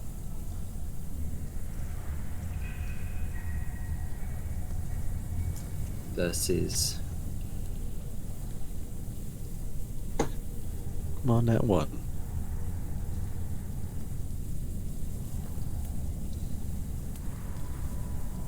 push that through. You hear a bit of arguing. Voices beginning to rise. Then you hear a thud up against the door.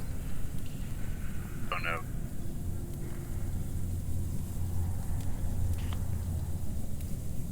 Anybody? Then you hear a rapid series of up against the door. Go. Okay, well, Hello? Oh, tentacle. We're gonna do the thing. Hello? Kirk, open the door. You go now. You try to open the door, but there's some force being pushed against it from the other side.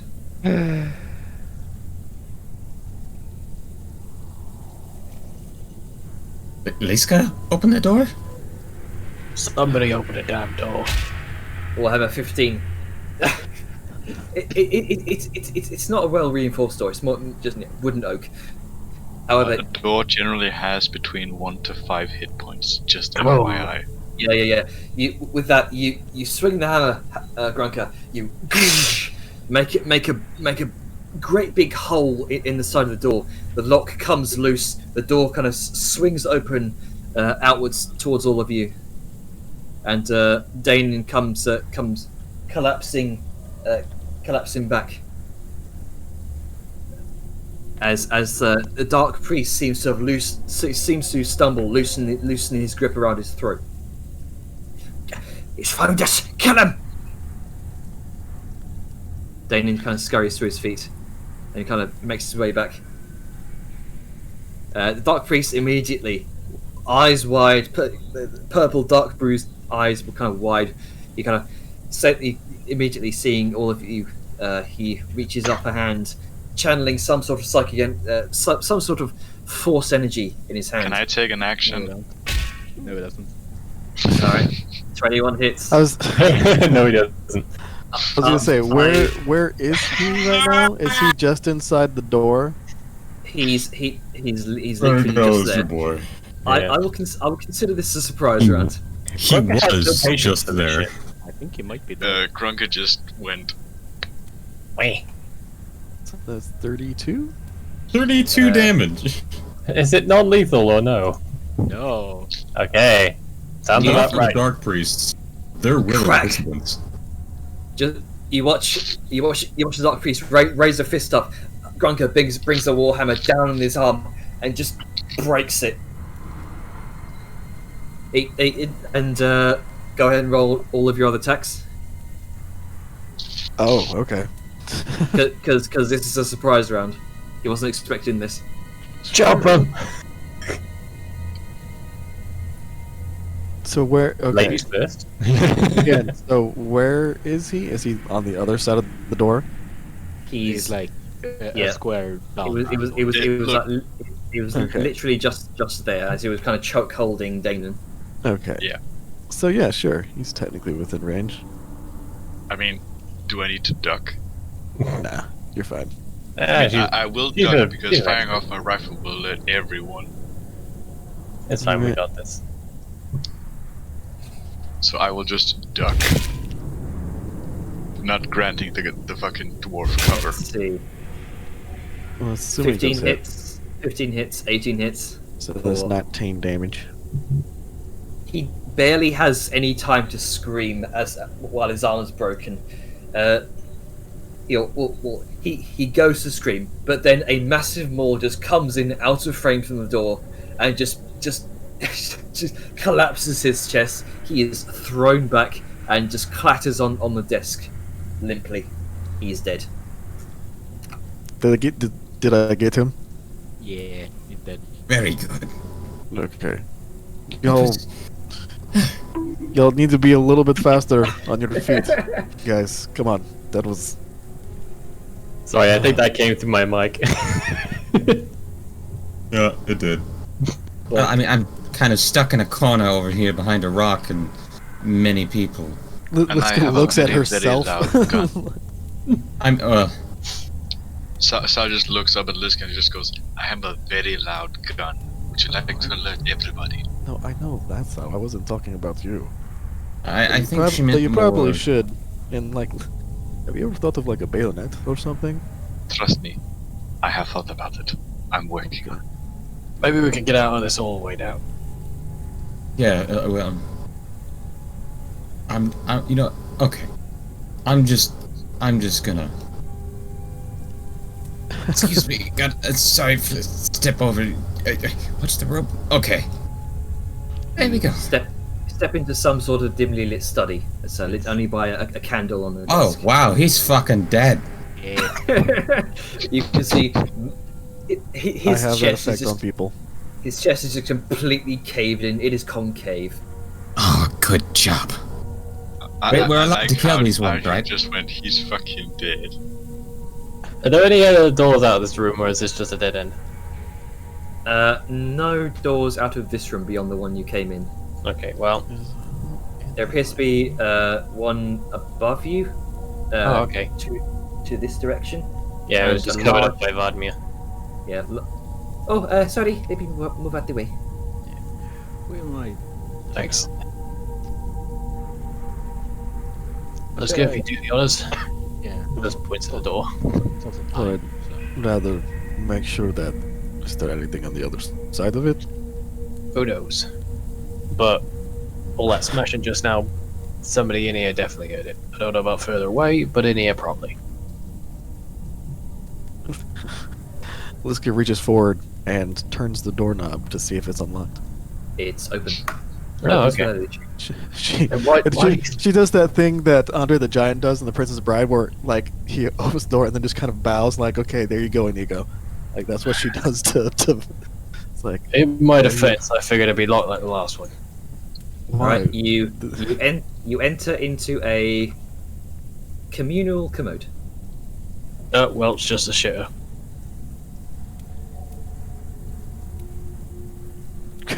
Quick, someone might have dropped some coins and then do an investigation. You know, I'm gonna be completely honest. I was very tempted just to go, excuse me for a minute, and then close the door.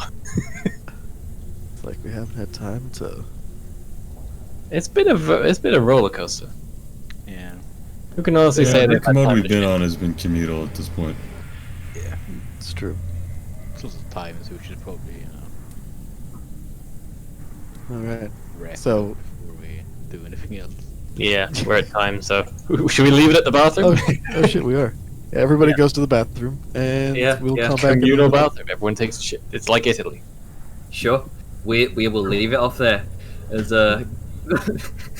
Vellum opens up into the toilet.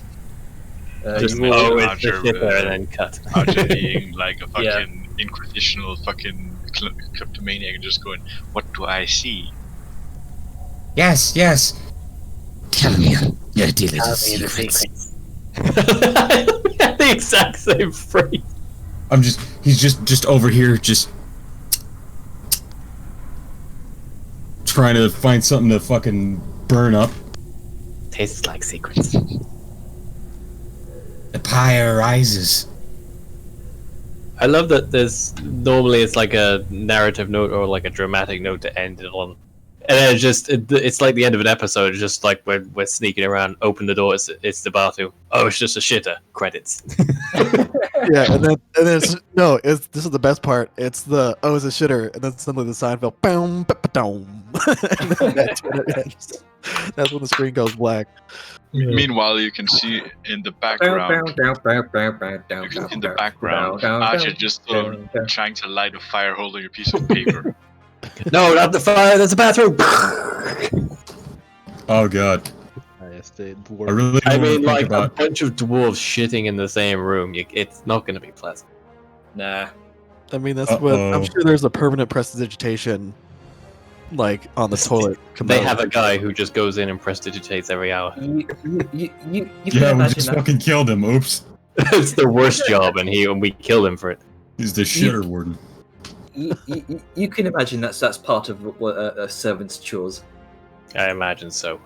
So shall we positive negatives? Oh, there's rhythm. There you go. Are you the one that mixes this with Hollowback? Oh, I become so numb. No, not that one. No. Hollowback You're not girl at it. mixed with this. Anyway, sorry. Positives, negatives, shall we? Sure. Do you sleepy boys go first?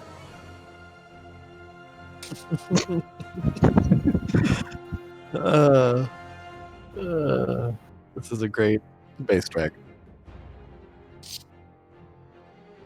What? It's like executive producer Dick Wolf, and it's just like, let's go, played by Liska. Oh no. We should have we should totally have credits. That'd be awesome. Like at the end of every stream, you should have like a credit scroll. Jenny. I wish I knew how to do little clips like that. So, Skittles. Sleepy boys, go. Oh, that's pretty cool. Not gonna lie. I feel like it was a little bit hard to understand with the voice modulator. Just a little bit. Like I still understood most of it, but it was sometimes it was like, wait, what did he say? It was probably this. Okay. And yeah, I feel like it's a little bit of like, you know, oh, what do you do? Well, I don't know. What do I do? Like, what am I supposed to do? I don't really. I don't know. Like, what am I supposed to do? I do the thing that I have to do. So it was a little bit of that. It was like, well, I don't actually know what I do. Like, Okay. I do the thing. I don't have to like. I don't know. Like, I'm sure there's some people who want to do more of a narrative thing, but you know, sometimes I feel like you don't really need it. You can just kind of go on and do the thing. I don't really feel like I had to like, well, how do you do it? What do you do it? All that stuff. It's like I understand that you did that. It's some more involvement instead of just you going on for like 20 minutes. But I honestly don't really mind that. Okay. Sometimes it's just me personally. Like I don't know, other people might want to have a bit more say in their stuff. But Yeah. A bit more on autonomy, I guess. Just depends on the person. Yeah. You know, just do the thing, and I'm sitting here just listening. I feel like that's more fun than just doing some kind of QT in the middle of the Yeah, that's fair. Okay, so yeah, I'll keep that in mind. Yeah, I mean, otherwise it was really cool. It was nice. I wasn't necessarily expecting all of that to happen so quickly. And now I guess I'm some sort of Fire champion. some sort of holy dude. Flamey boy. Flamesoul. Yeah. Blessing bros, let's go. Yeah. Yeah, it's a, it's a neat little blessing, but it's you know, it's only self, right? It's only self. Yeah, It's pretty nice. You got two languages and a neat ability. Yeah, while I'm during like the minutes that I'm doing it, yeah. No, is the language part just because you have the blessing, or does the ability need to be active to get it? It's because you have the blessing at all times. Yep. Oh, So you just have those languages. The wording was more that while you were doing it, then you can do that. Okay. Guess I'll add those to my 1, 2, 3, 4 languages. Okay. I'll just write this down. But yeah, I think I'm done. Yeah. Also, I don't necessarily see a point in casting reduce on myself, but it's fine. I mean, if you need to sneak in some, you never know. Yeah, I mean, but yeah. Angry reduction. Yeah. That is kind of what I expect to see with this. Runka casting Reduce on himself to become, the ever so small. Plus, you can cancel it at any time, by the way. I'm gonna Ant-Man some dude. Yeah. You can literally Ant-Man somebody, but the way that you literally run up to somebody, and then right as you're about to hit their fucking ankle, just cancel the Reduce and just go, surprise, and then cap them. Yeah. Hey, Jenner. Yep. What kind of roll do I have to make to crawl into a dragon's asshole? I mean, a dragon probably wouldn't matter. If you go I to the mean- pale one and do it though, results. It'll be an athletics check. I mean, Yeah. it'll be funny as It'll be- fuck. I'll give you inspiration. I mean, technically, it is a climb check. It'll be contested chat. Me and his sphincter. Oh god.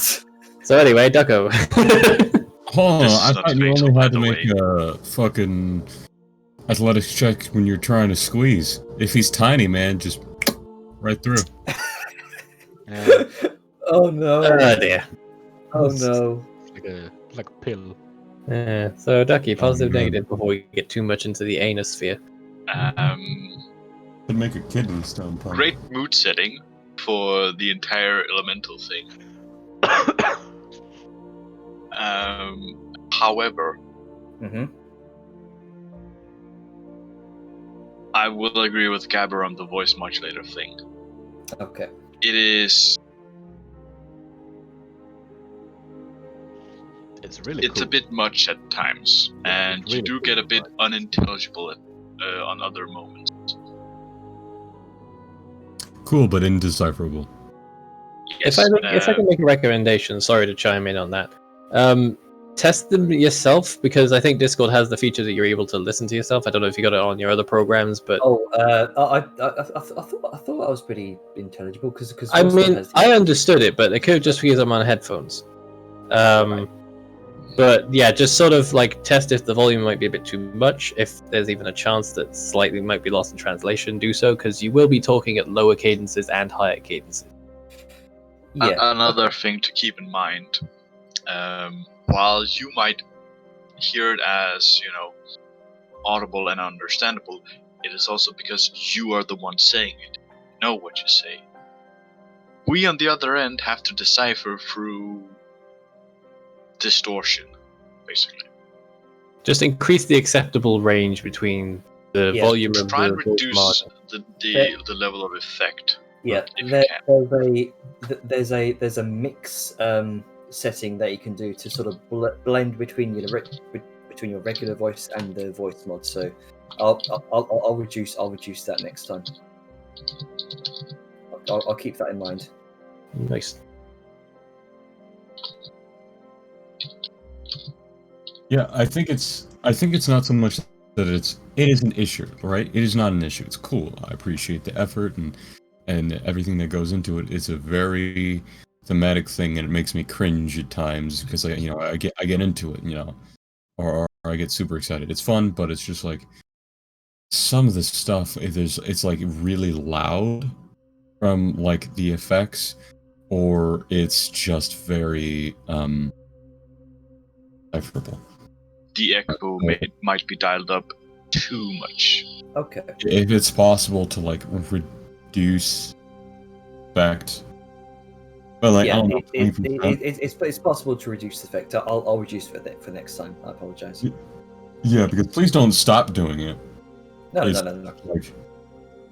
Just just make it saying more something intelligible. important. I feel bad because I don't know what the fuck you're saying, and I don't want to interrupt your dialogue and be like, "What?" Mm.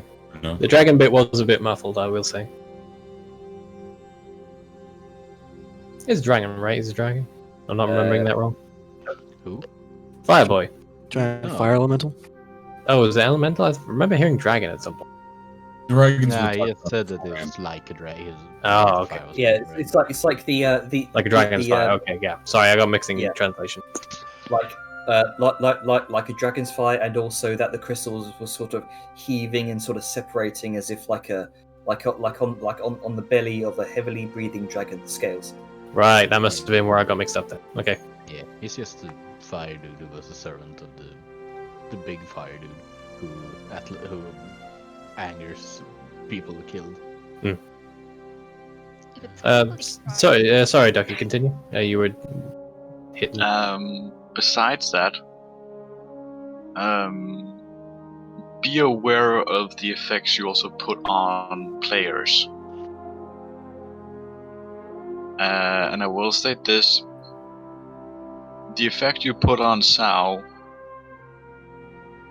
it's basically gonna halt her as an active force.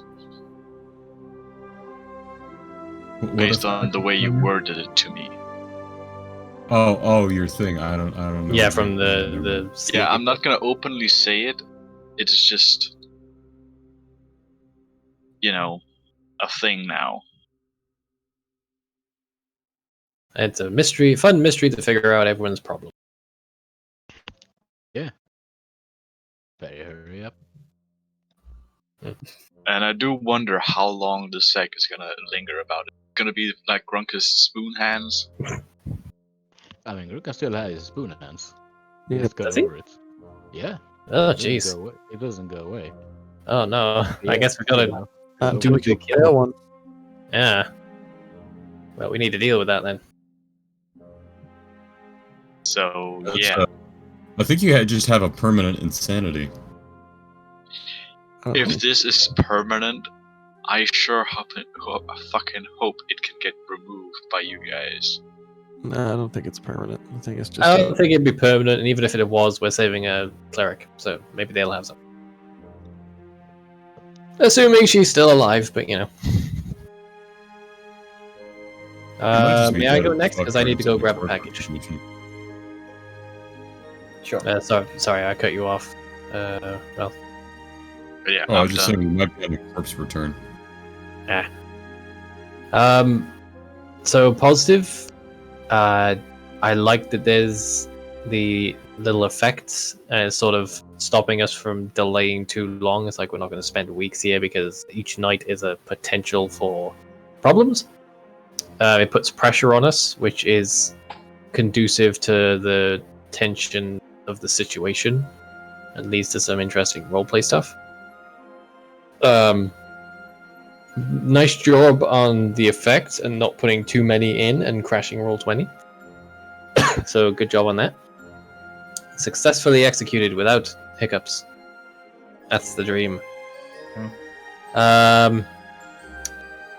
Negatives, I will say be careful about nudging things along, because it was a very minor point.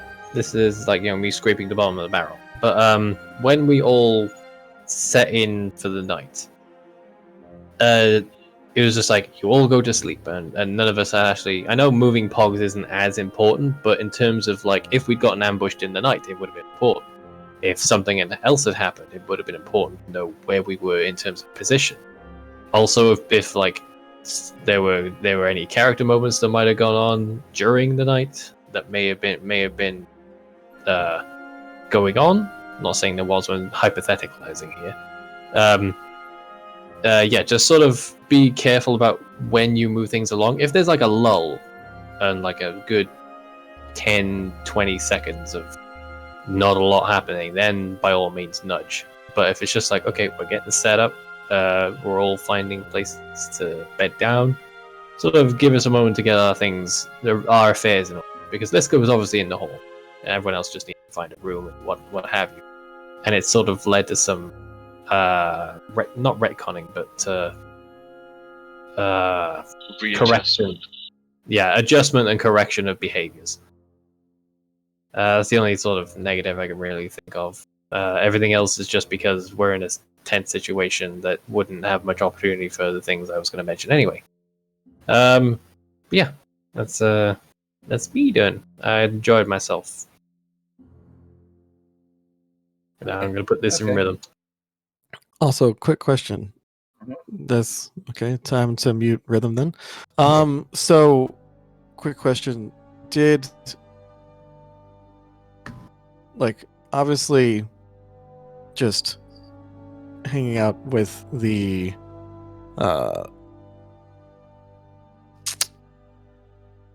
sun sword, like just even spending like an hour, a little bit of time with it, allows you to identify it. Like, is Sable going to be using it? Or is Vellum going to be using it? Like, do we have I it? was going to be keeping it as a surprise, but I have attuned to it, yes. Okay. However, that is not known in character to anyone yet because it was the middle of the night when he did it. No, that's fine. Is 30 minutes of realization of, holy shit, I have literal sunlight here. It's like, oh hey, this is a thing. Well, fuck. So he will be pulling that out at some point. Okay. Let me vanquish you, evil fucking Ilfin. Oh, wow. With sunlight. That came out as vanquish, and I'm like, oh no. Look, It's not it is time my for his 30 accent, minutes and it yet. shows at times. And I know, fucking it's fine. hate it. I like it. It's like, no, it's not time for his 30 minutes yet. Sorry, continue. Oh no, the only reason I was asking was because I didn't know if he was going to switch between like back and forth or not. It may be a back and forth thing for like the initial bits, but as we get deeper, he will break it out. Okay, because the reason I asked because the dragon fucking Slayer sword, there you go, is also attunement. Yeah, I don't have any other attunements. Those are the only ones I have. No, I was talking more for since he might solely start going to the Sunblade to have let someone else attune to the Oh yeah, at Slayer some point blade. he will, but at the time it's just like, uncertainty is basically the name of the game. So, Don't know what we're going to come across. Some things might be more applicable than others. But in time it will be passed off. And it will clearly go to Liska because, one-handing that beast. let's see, I think for positives, I mean, it was good. Mechanically speaking, like with Roll20, seemed very smooth. I also noticed that you made the dungeon map small. I was like, good job, Jenner. You're learning. Yeah. And let's see. Overall good. The let's see, I do have a random negative, and it's for Sable, and it's just like a small thing. Whenever you come in, like if you come back or if you're entering, like just wait a few seconds to see if you saying, okay guys, I'm back, what's going on, is interrupting RP or important moments. Because last session you did that when Grok was having a big RP thing, and then you came in right when Janner, like it was lucky timing, but like right when Janner finished like saying like the last word of his recap, and then you just came in and just like, okay guys, I'm like, okay, I'm finally here. Oh man, those guys didn't know how to do stuff on their turns, and it's just, oh, he's also be right back. Okay, Yeah, never he's mind not then. actually here. Yeah. Oh, Let's Well- let's see if he actually does it when he comes back. The irony of the Oh, current man. situation is just, Yeah. it But is a bit too sweet. aside from that, this is just a feel, but maybe don't be quite so reactionary on certain things, Jenner. Like it seems like when we were dealing with the like when Liska went out, it's like, okay, so what's going on? Where are people? Like stuff like that. You just kind of were caught off guard by asking, like, okay, where are the forces? How many are there? Stuff like that. And it seemed like you just kind of threw out a number. So like, I don't know. It like, don't over compensate in certain instances. I don't know. It's a weird, like, it was just a weird feeling. Like it seemed like you had been taken by surprise that certain things were asked about, and I had the notes on it, but for some reason, Roll20 decided to just delete that handout. it's all good. So I had to improv kind of rapid because it's like I You're went to fine. that handout, I opened up the notes. Oh shit, it's all gone. Better improv. It's all good, man. Just like I said, be a bit more cognizant of like, oh shit, I have to think up of something, or I have to think up something. I don't know. I'd say almost err on the side of not enough versus too much, because it's a lot easier to explain how forces might have, like, oh, after the fact, like, oh, I need to add more people. Like, yeah, they could have just come into the, like, out of the tower to join the stuff there, versus like they go into the tower and it's like, oh well, fuck, they're gonna have to, like, I'm gonna have to add that further on down the line. And anyway, so yeah, just be a little bit more cognizant of that. Aside from that, it was good. It's just a small like tip, not even really a complaint. Yeah. Aside from that, I think that's all for me. Okay. Does anyone else have anything to add before I stop recording? Otherwise, this is gonna be a big file size.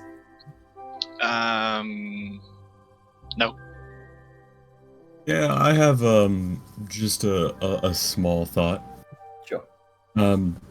First off, I love it. It's so cool that Grunka got to be able to have this moment, because we've been building up to it for a long ass time, and I love seeing him be explored. You know, like, it's great to see a character develop further, and like, especially somebody that I feel is really underutilized, as is whatever the fuck a Grunka is, you know? Yeah. But, you know, I just wanted to open with that positive. Because before anything else, I want that to be brought to attention. Not related to that, but something that I do notice is, like, you will have a tendency at times to sort of, and Grunka briefly touched on this, like, I don't feel like I have a choice when you ask. You will sort of, like, try and reaffirm what we are doing when it doesn't seem like there is a choice but to kind of go along with it.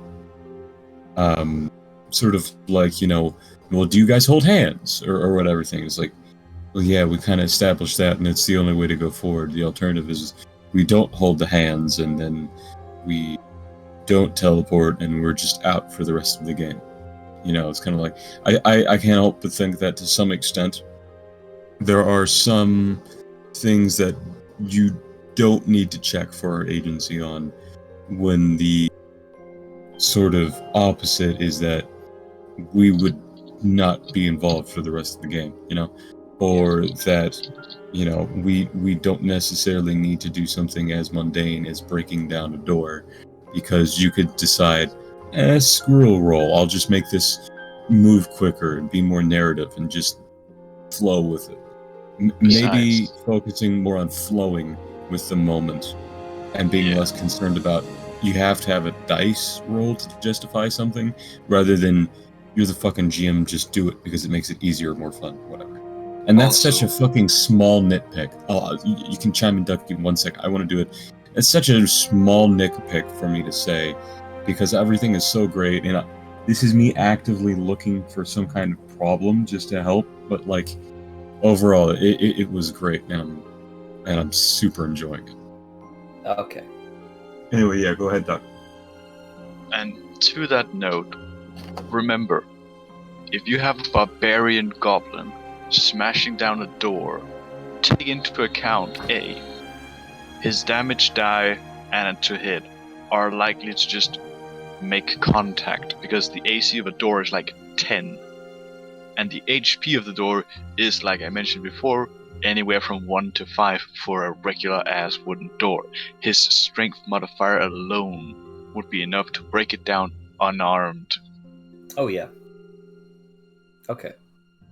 So, again, sort of let things happen instead of making them roll for If stuff. somebody has the passive stats to do something, keep it in mind. Yeah.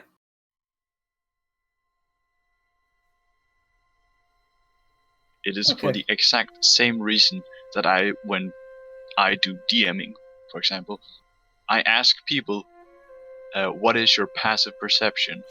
And then I have it written down next to who they are and what they are as the passive perception, and then just a stat line I can look at and say, you see X, Y, Z instead.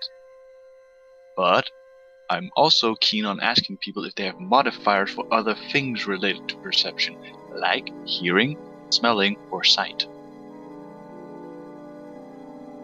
It is the passive aspect of a skill set that allows you, as a DM, to just hand wave things. Yeah. So I'll work more on just sort of hand waving things for the sake of narrative flow. Yeah, because it does help, like, to kind of culminate all this. Like, it does. I mean, it does help. Like, there's certain things where it's like having that choice doesn't. What's it like? Like a good question to always ask yourself as a DM is like, what if they fail? Like, Yeah. what, like, if so this small thin, like this thin wooden door, this goblin, like, what would have, like, why are you actually asking them to make the skill check? Is it like, if it's one of those things where, like, oh, just don't roll an at one, then why have me roll? Like, what? Yeah. Like, it just adds like an unnecessary, like, laughable risk. Yeah. Because it's like, I open the door. Well, roll to turn the doorknob. It's just like, why? The only time to add a roll is in a heat of the moment type deal. And you have to justify that besides it being a mundane task anyway, like opening the door in a rush. Sure, you might finagle it and then bump into the door before you open it. But there's literally no point. It's like one of the things is like, the only reason why you would do a roll is because it's not something a person could do on average. And you are under stress. You are under enough stress, and then that stress can cause a chance of significant failure, and that failure carries a significant consequence. Like, you do not get to swing your sword and hit the bad guy that is actively trying to avoid being hit by you, versus literally hitting the side of a wall, like a whole ass door that cannot escape, and that you are a little ball of fury that is fucking memed to just smash everything. Of course, he's going to be able to smash the door. Mathematically, he's going to be able to destroy the door. And you don't even have to think about those things, because if he didn't, he'd just hit it again and again, because there's no consequence for failure until it's broken, and then we're at the same result, just it took more time to get there, and it's a little more frustrating, clutters up the log with excess rolls. Like, just be free and creative, and just, like, if there isn't a consequence to something, who fucking cares? Just do what you want, make us feel strong, make your enemies feel strong, and have it be a fun, sort of flowing experience. But again, that's a small nitpick. It's something that you've drastically improved. So, like, that's more of a convenience for you, because you're the one that has to consider how much life the door has and what its AC is and all that. Or you can say, fuck it, that makes enough sense, and it just keeps the story going. Yeah, unless it's like reinforced doors or something that would have difficulty to get through. Yeah, and then there's a consequence, because why are we trying to break through that reinforced door? We're sieging something at that point, and that matters because they're probably shooting back. At this point, no, we're just in a tiny little room. So that sort of feeds into the concept of, like, there's consequence to failure.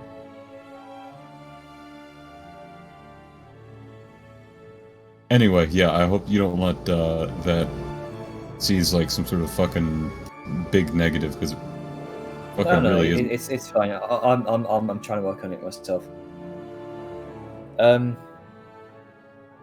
So, anything else before I stop recording? You're a great DM and you're improving. Be proud of that. Yeah, I'm having today fun. was fun. I caught your little note. There's something that you left, and I DM'd that. Yes. That you know, other piece of bread on the sandwich here. Back to the positive bread. Fucking, I love your consistency. I love how you add things together. I love how you're making information more accessible through the use of your notes, and that your hot links are coming together to other notes, and you're paying attention to details, and except for when, you know, some note doesn't want to work or something.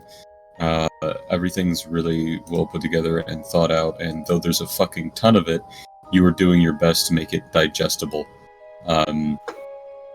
So it's fucking just fun to get lost in the lore. It's like a Yeah. it's like a Wikipedia page. Gander is the best storyteller DM I've ever had. Yeah. So yeah. I think that's it. 3, 2, 1. Piranha dick.